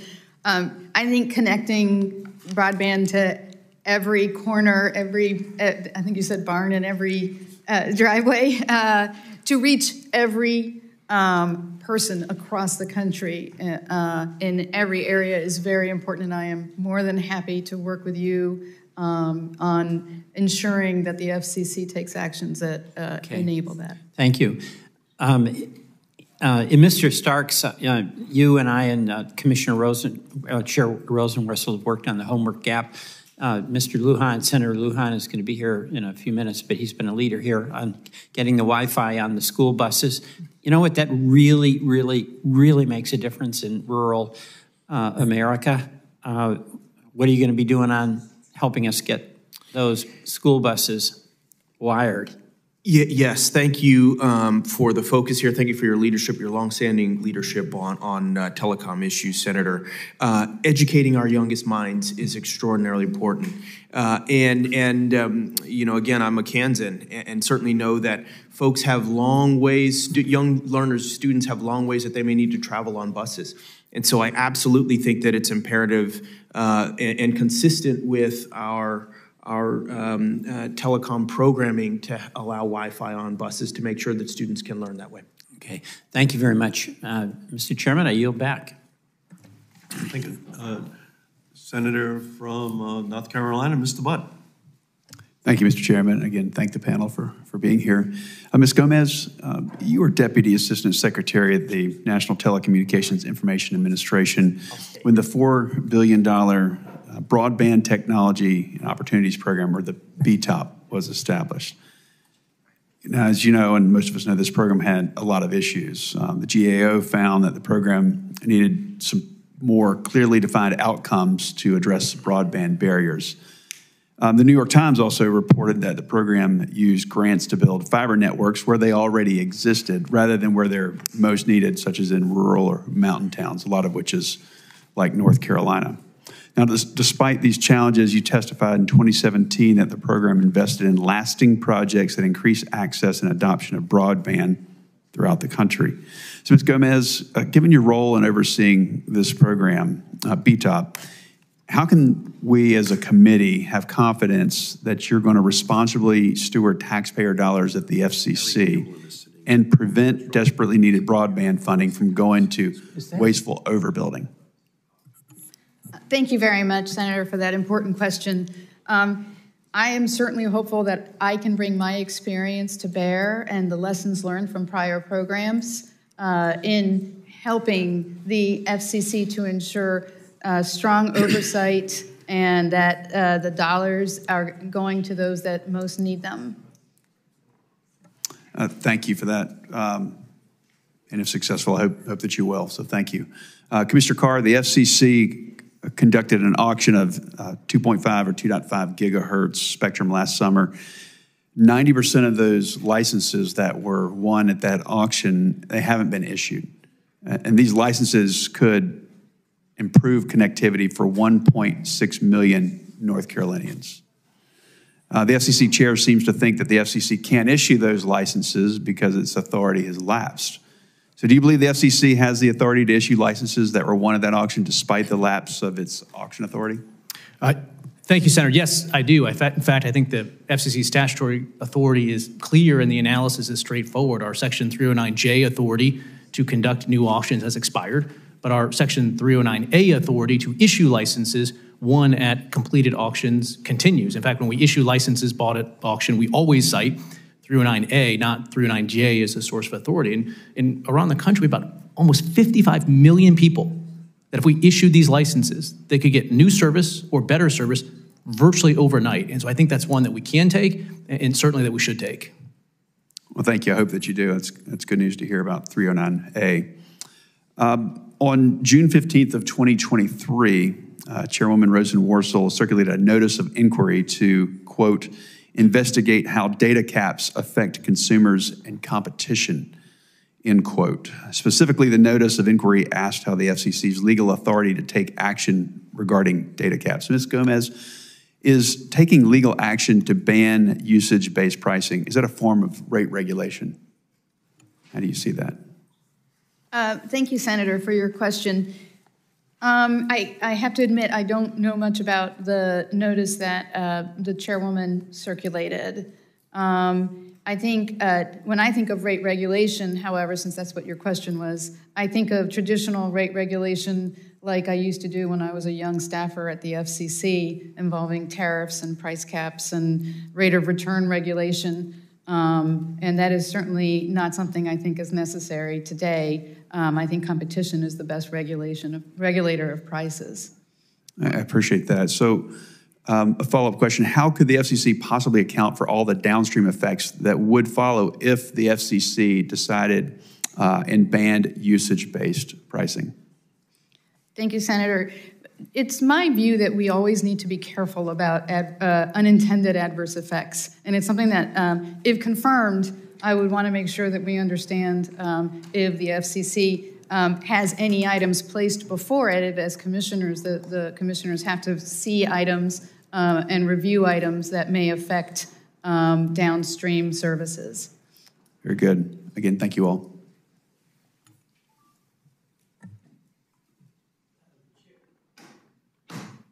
The chair recognizes the ranking member. Thank you, Mr. Chairman. As you know, I was very dismayed with how the Commission handled the Standard General Tegna transaction. There was a 2-2 commission.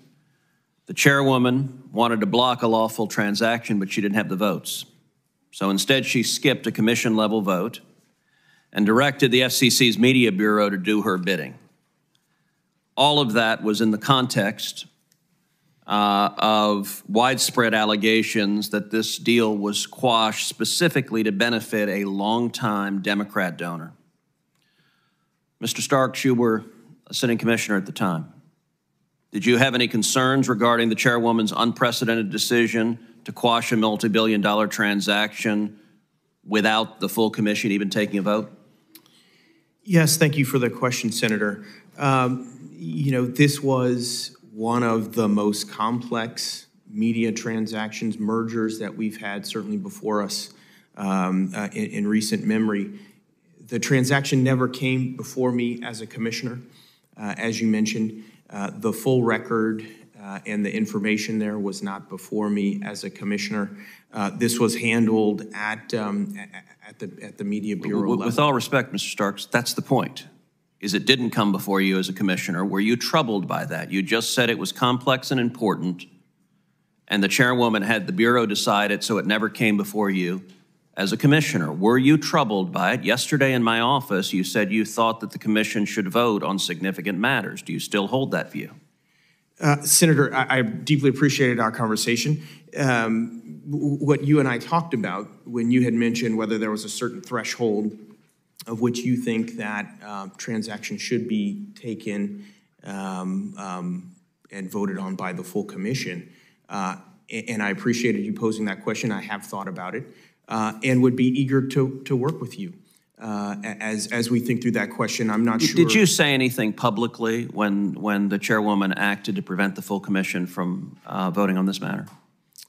I have not raised it publicly, no. Okay, that is disappointing. Ms. Gomez, you and I discussed the same matter. In my office, you stated that you believe significant decisions of this sort should be dealt with by the full commission. Is that still your position? Thank you, Senator. And yes, we did discuss this in your office, and again, I appreciate your time, especially so late in the day when we had that conversation. Commissioners are nominated by the president. They're confirmed by the Senate. I think that they should vote on more items and not especially when they're major items in the public interest. So will you commit, if you're confirmed as a commissioner, that you will not sit quietly by and allow a matter of this significance to be decided at the Bureau level without the commissioners having a vote? I would commit that I would work with the chairwoman on whatever she puts before us, but I do believe that commissioners should vote on matters of significant public interest. Well, I would hope that if you are confirmed, you would be willing to say so, because it's one thing to sit quietly by and allow a chairwoman to abuse her authority, but if you're confirmed as an independent commissioner, you don't work for the chairwoman. That's right. I want to turn to another topic, which is so-called net neutrality. Now, when the Obama administration FCC's net neutrality rule was repealed, there were all sorts of histrionic predictions. For example, in 2018, the Senate Democrat caucus tweeted, quote, "If we don't save net neutrality, you'll get the internet one word at a time." MSNBC publicly said that ending net neutrality will destroy everything that makes the internet great.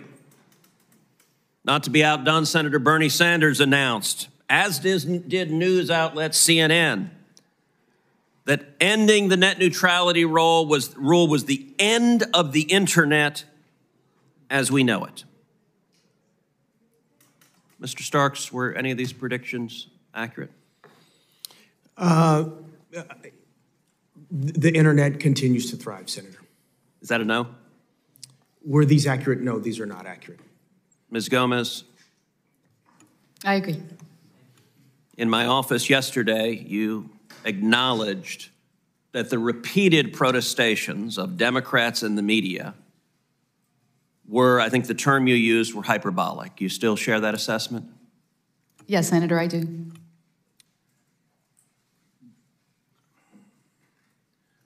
One of the alleged harms was that the internet was going to slow dramatically. Has that come to pass? I am not aware that it has, Senator. Mr. Starks?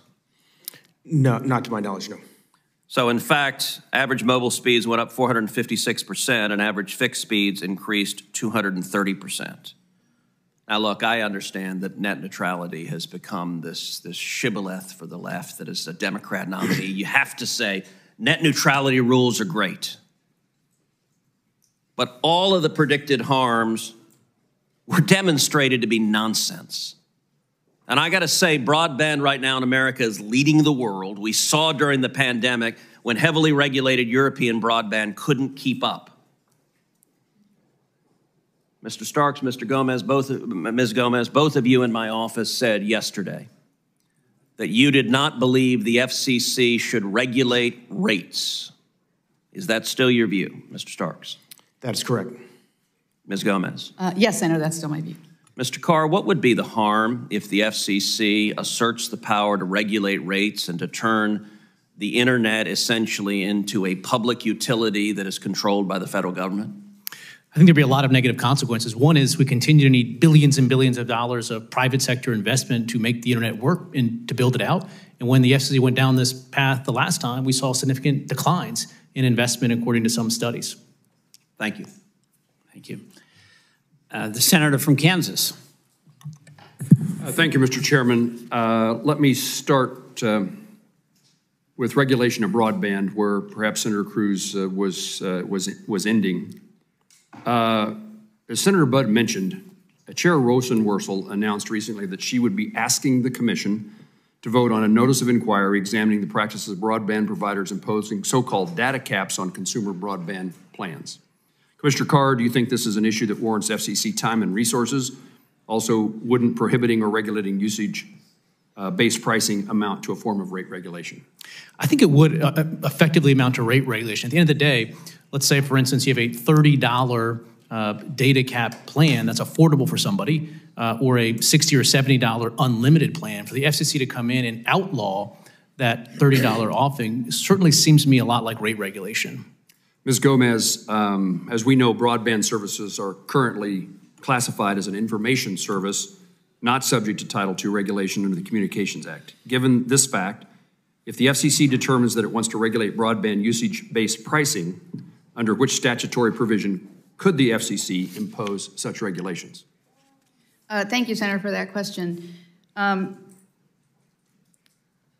Just to make sure I understand your question, if the FCC were to regulate usage-based pricing, under what provision would they regulate that? Yes, assuming that you agree with me that the law currently doesn't allow that under, it's not subject to Title II regulations.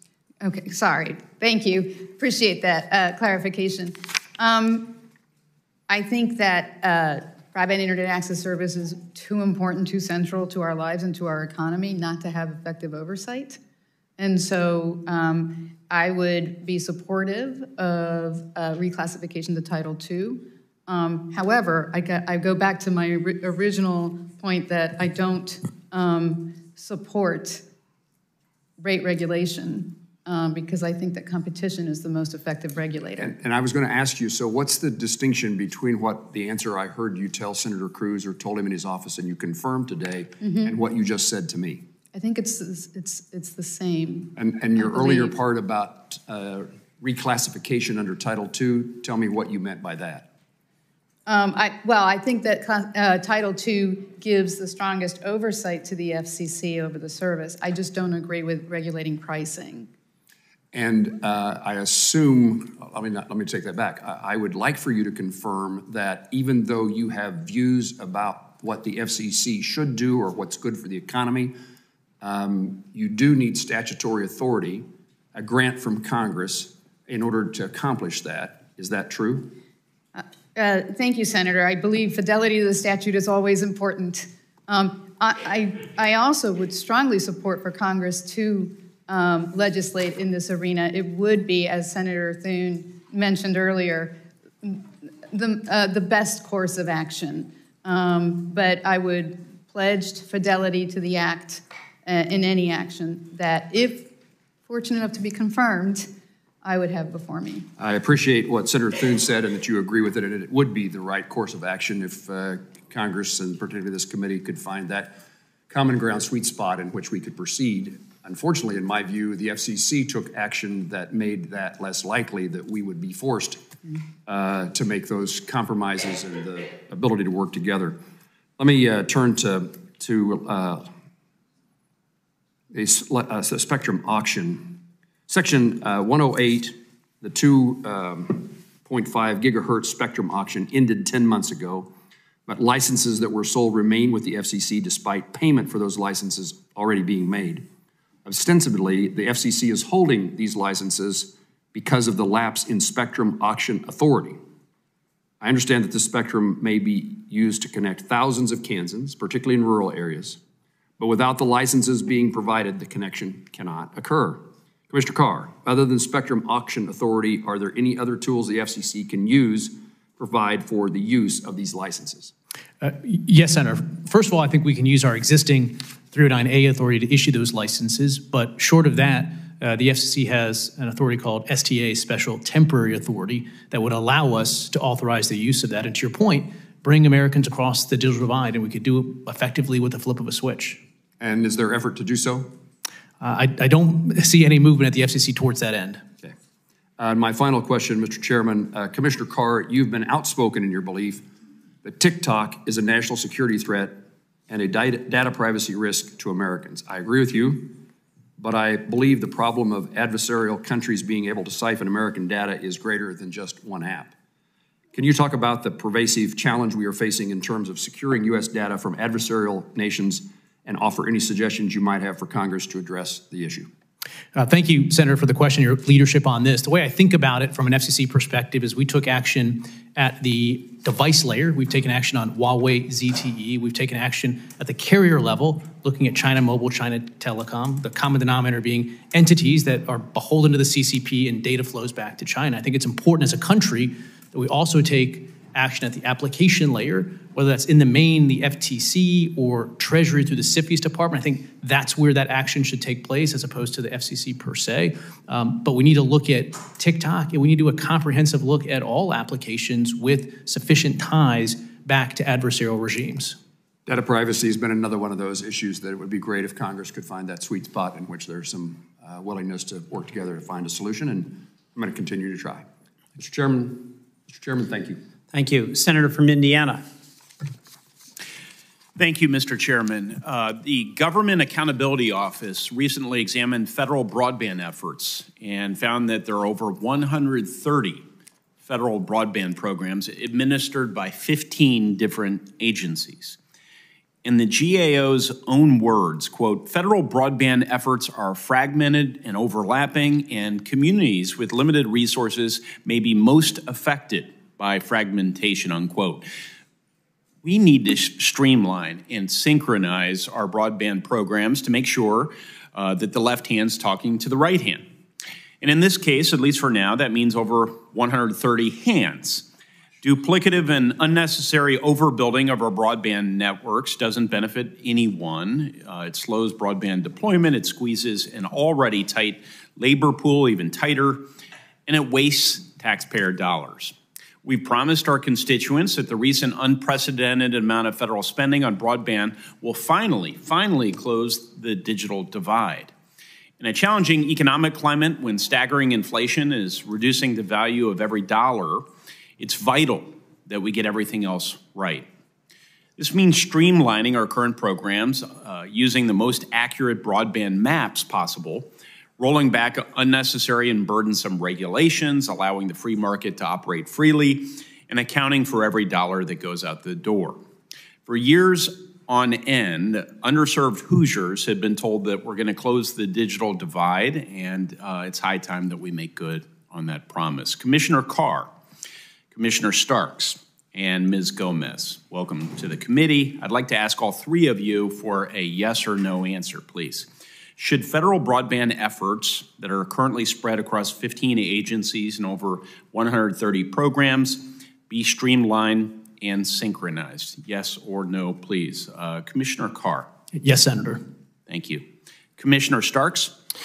Yes, and I think the interagency aspect for us to actually have and effectuate the policies that are going to help build out everywhere and get broadband everywhere are extremely important right now. Ms. Gomez. Yes, Senator. Thank you.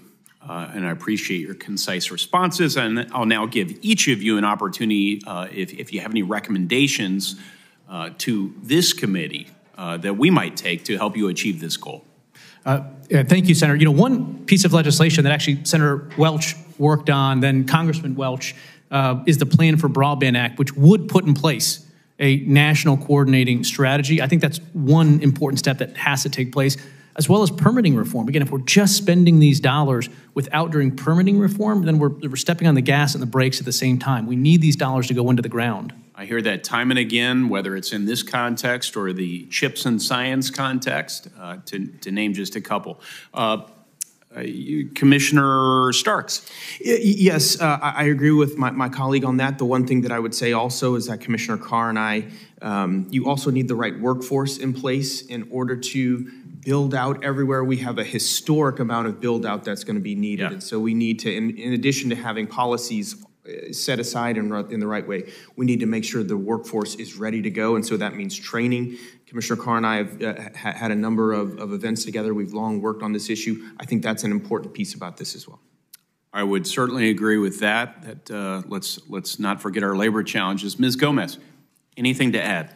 Yes, thank you, Senator. I realize that I am before you as a nominee for the Federal Communications Commission. However, I would like to point out as well the importance of oversight and technical assistance, because all of this funding is going toward mostly to the states, and NTIA has a lot of lessons and guidance that they can provide on effectively overseeing grant programs and on even the workforce discussions that we've had, as well as permitting. So the importance of oversight and technical assistance is also something I would stress.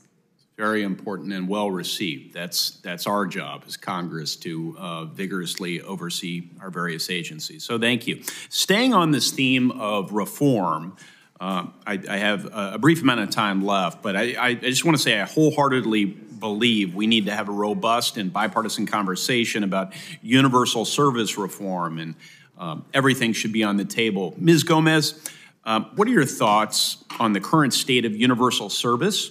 And should Congress take any steps to reform the Universal Service Fund?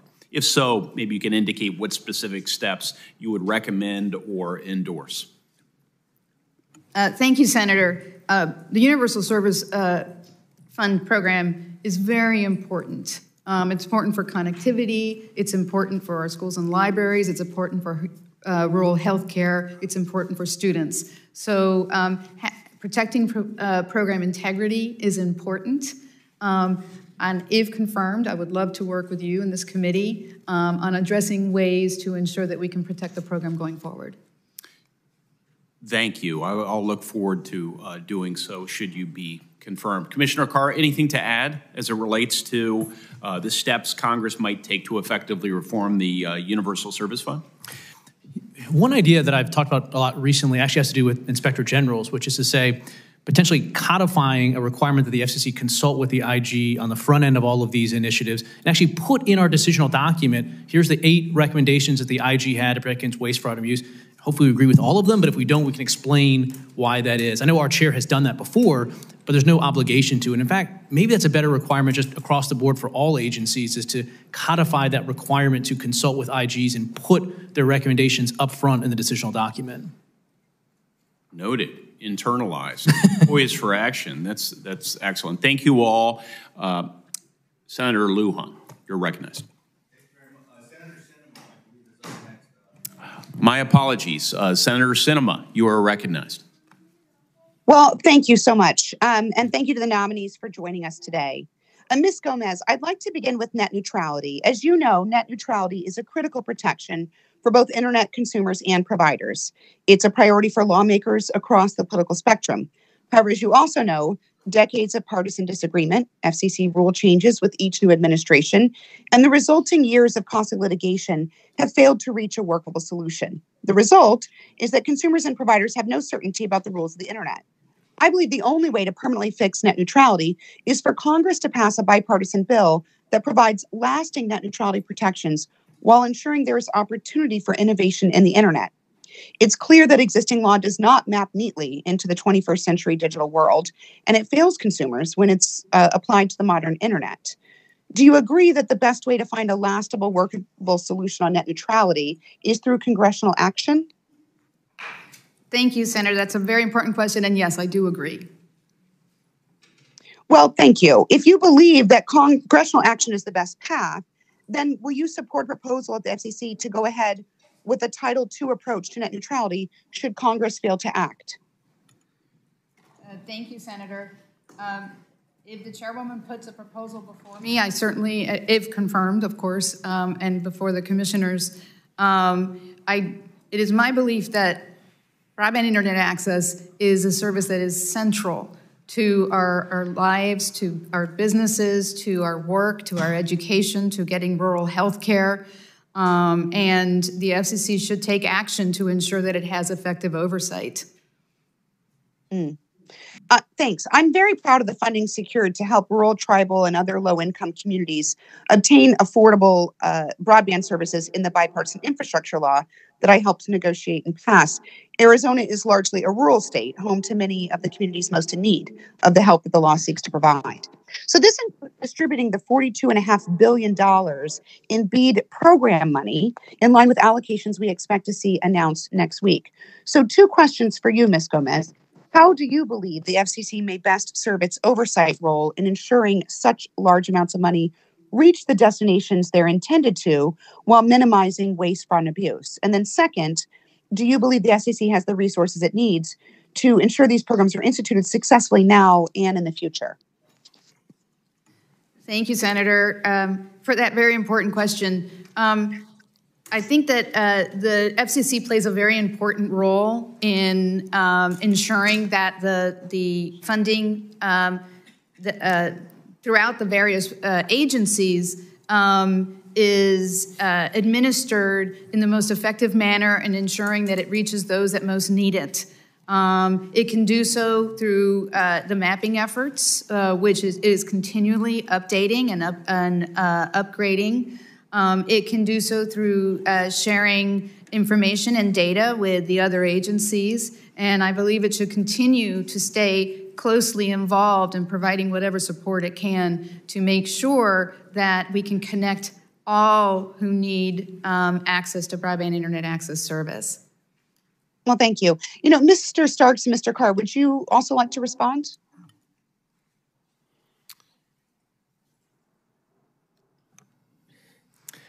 Yes, and thank you for the questions. I think that we need to, first of all, prioritize unserved communities rather than underserved. I think one of the things that you did in leading on this infrastructure initiative was to establish tech neutrality.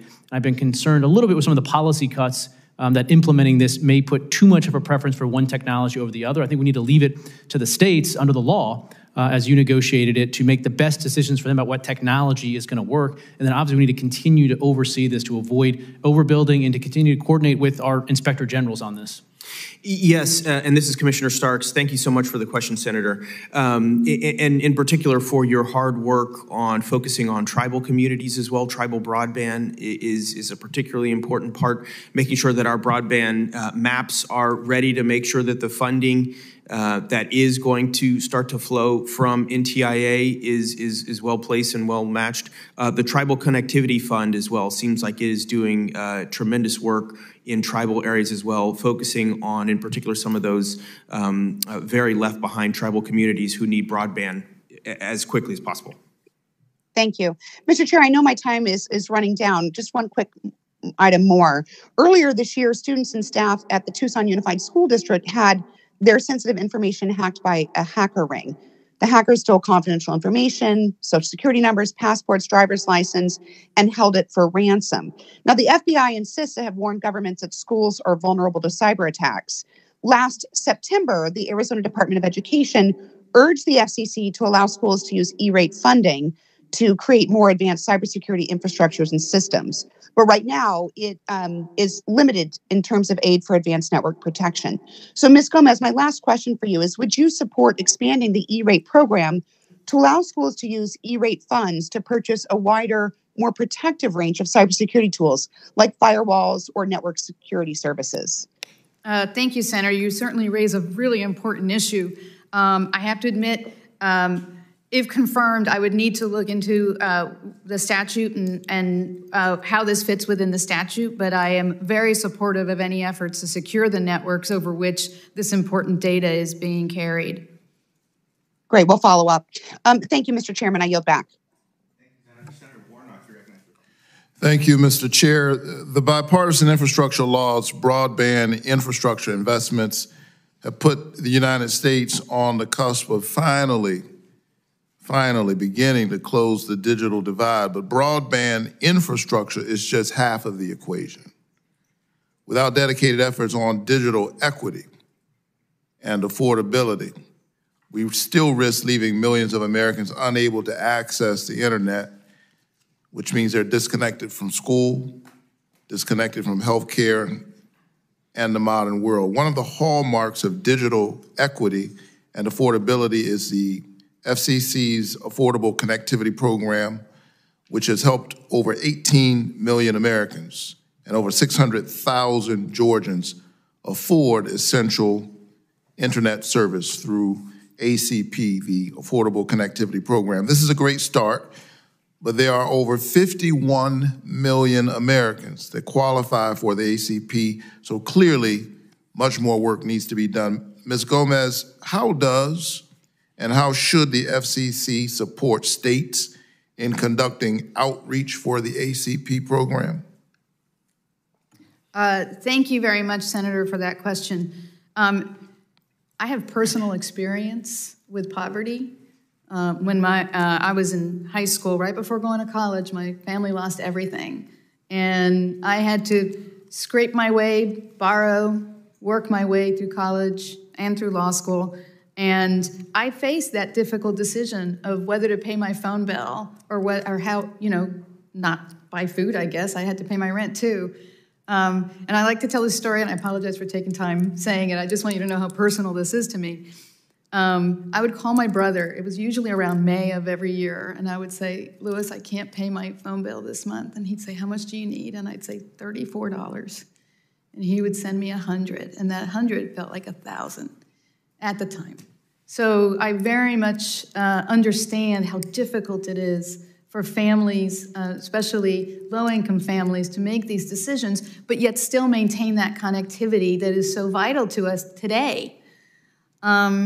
And so I forgot your question, but if confirmed, I'm happy to. Well, I think personal experience and perspective is absolutely important to getting the policy right. Yes. But the question is how is the FCC conducting outreach for the ACP program to help these families? Thank you, sir. And what is it that it should be doing? But I have the same question for Mr. Starks and Mr. Carr as well. Go ahead, Ms. Gomez. Thank you very much. I have to admit I'm not at the commission, so I'm not 100% sure of what the commission is doing. I would hope that they are conducting that outreach because families need to know that there is this available to them as a service. Yes, thank you for the question, Senator. Thank you for your hard work and leadership here. I believe the issue of, connecting these vulnerable households has never been more important, helping to see them through the pandemic, helping to see them find their way to new jobs, get the job training that they need, helping to connect young learners. At the FCC, we obviously do have specific outreach programs. We have, the Navigator program, the competitive outreach program. Some of that also is for tribal. I, in particular, have a Your Home, Your Internet program that is focusing on helping those that are in public housing, those that are in a public housing authority on Section 8. Those in particular, there are very low numbers of those folks that are low-income households that are enrolled in our ACP program. And so I have a pilot program specifically focusing on this.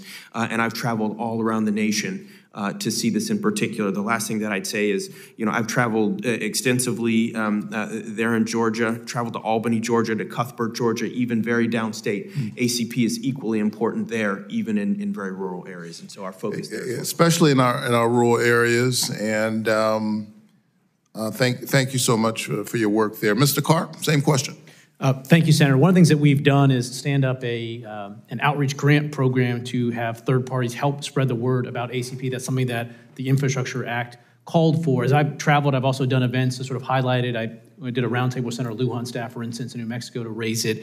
And it's a very important issue. And also, I just separately want to thank you for your work, including on rural broadband issues. You have a precision agriculture legislation with Senator Thune that I think is a really smart initiative and can make a difference here. And that's an important piece of legislation. Proud to work on it with my colleague Senator Thune. But if people don't have a broadband connection, then it's for naught. But the issue is both access and affordability. Thank you all so very much. We need an all hands on deck approach. Broadband is to the 21st century what electrification was to the 20th century. We got to make sure that people aren't left behind. Thank you. Thank you, Senator Warnock. I'll recognize myself for questions. First, to everyone here, just thank you for making yourselves available, and the support from family is great to see. Where I come from, that matters. And you all were willing to put a pause on your personal lives to be here to support people you love. Thank you. Ms. Gomez, welcome. It's good to see you, and I'm hopeful, based on what I heard today, that we could have 5 FCC commissioners here very soon, and an inspector general. I think that's critically important, but I hope everyone watching and reading will continue to send letters of support for you, because it's been incredible for me to see the letters of support that have come in for you, Ms. Gomez. And I appreciate that, and I want to thank everybody as well. Not to say that they're not coming in for you too, commissioners, but being that this is the first nomination, if you will, of what I hope will be many for Ms. Gomez.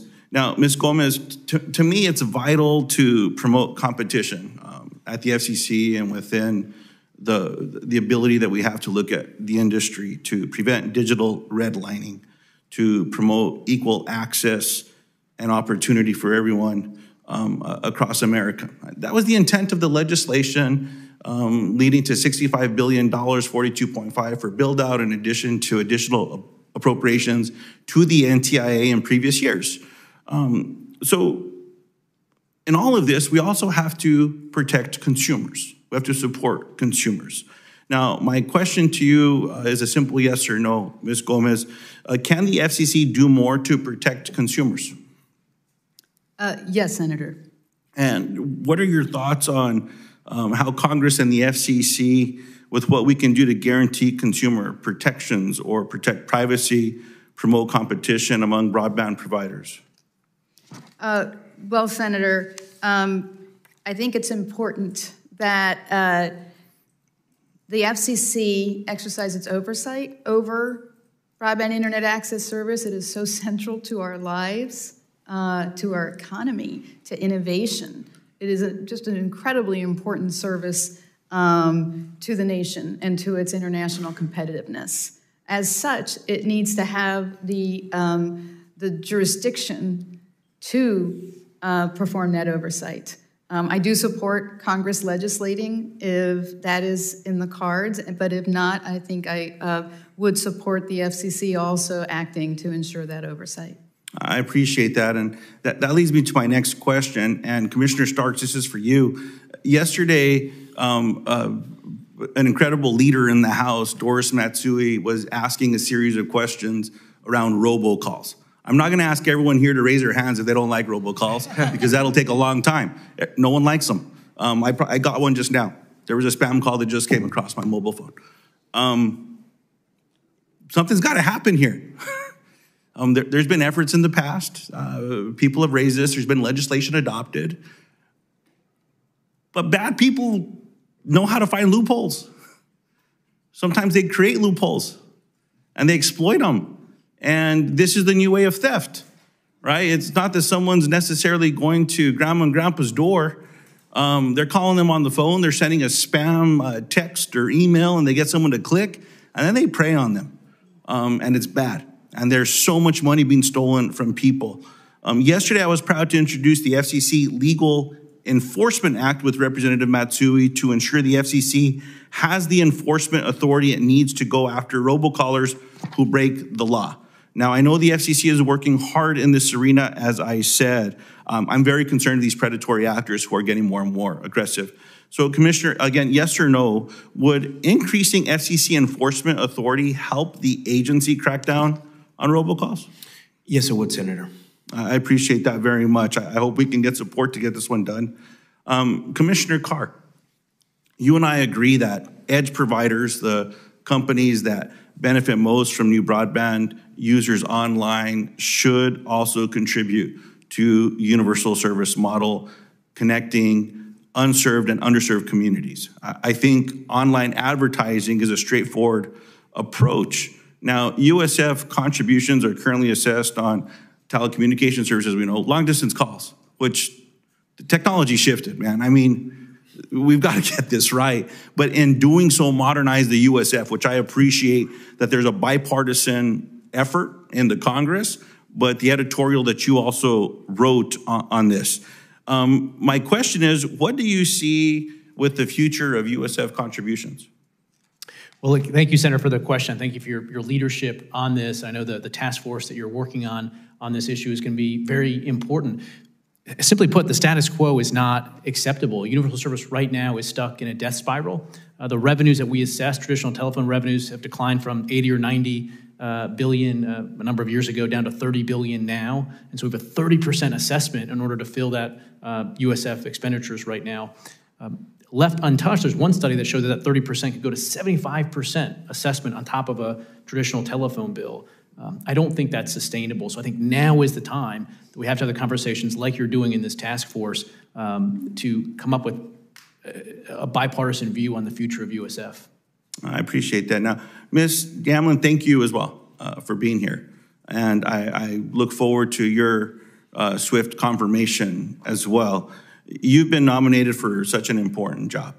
Given all the topics, the authorizations, the investment, the appropriation, taxpayer dollars that are being invested to improve everyday life all across America.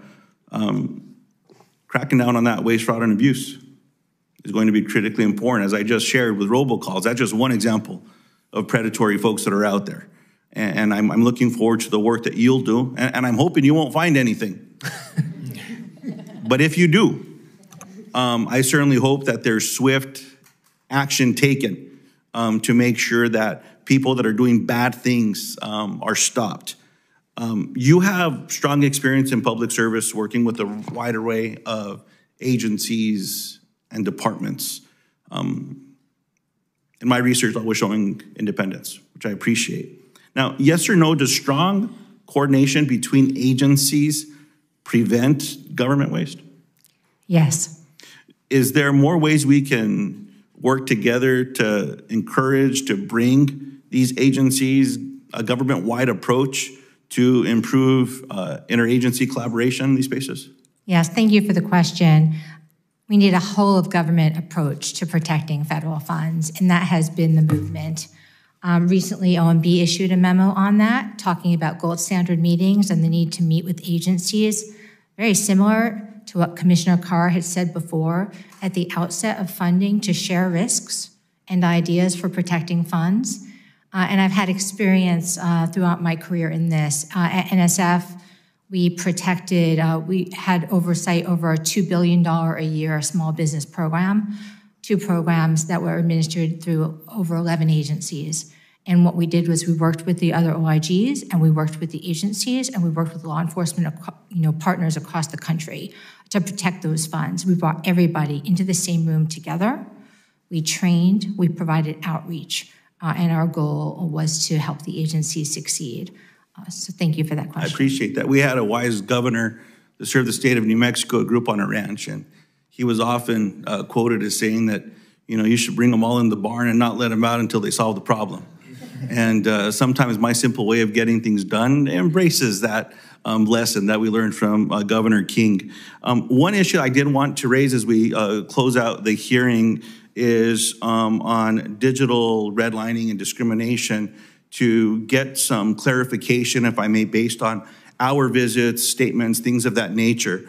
And I've shared this with several of you, if not all of you, that I've spoken to. Recently, there was a submission by some folks into this particular rulemaking that said, quote, "It would be inappropriate to compare core urban or dense suburban area to a rural area," close quote. The analogy that was then given to me was, think of that long dirt road. And how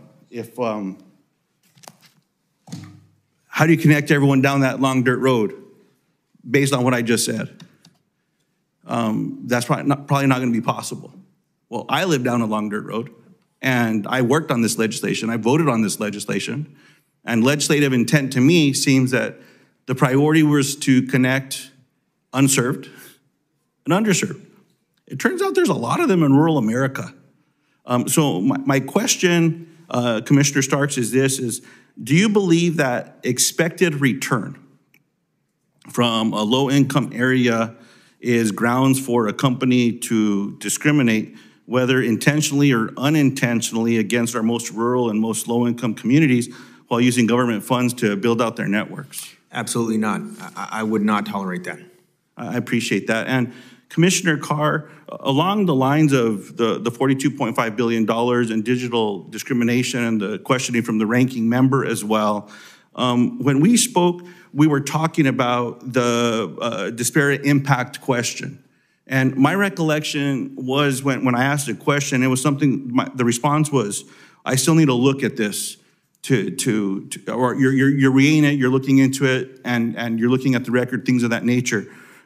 But what I heard with the response to Senator Cruz today was a more direct response associated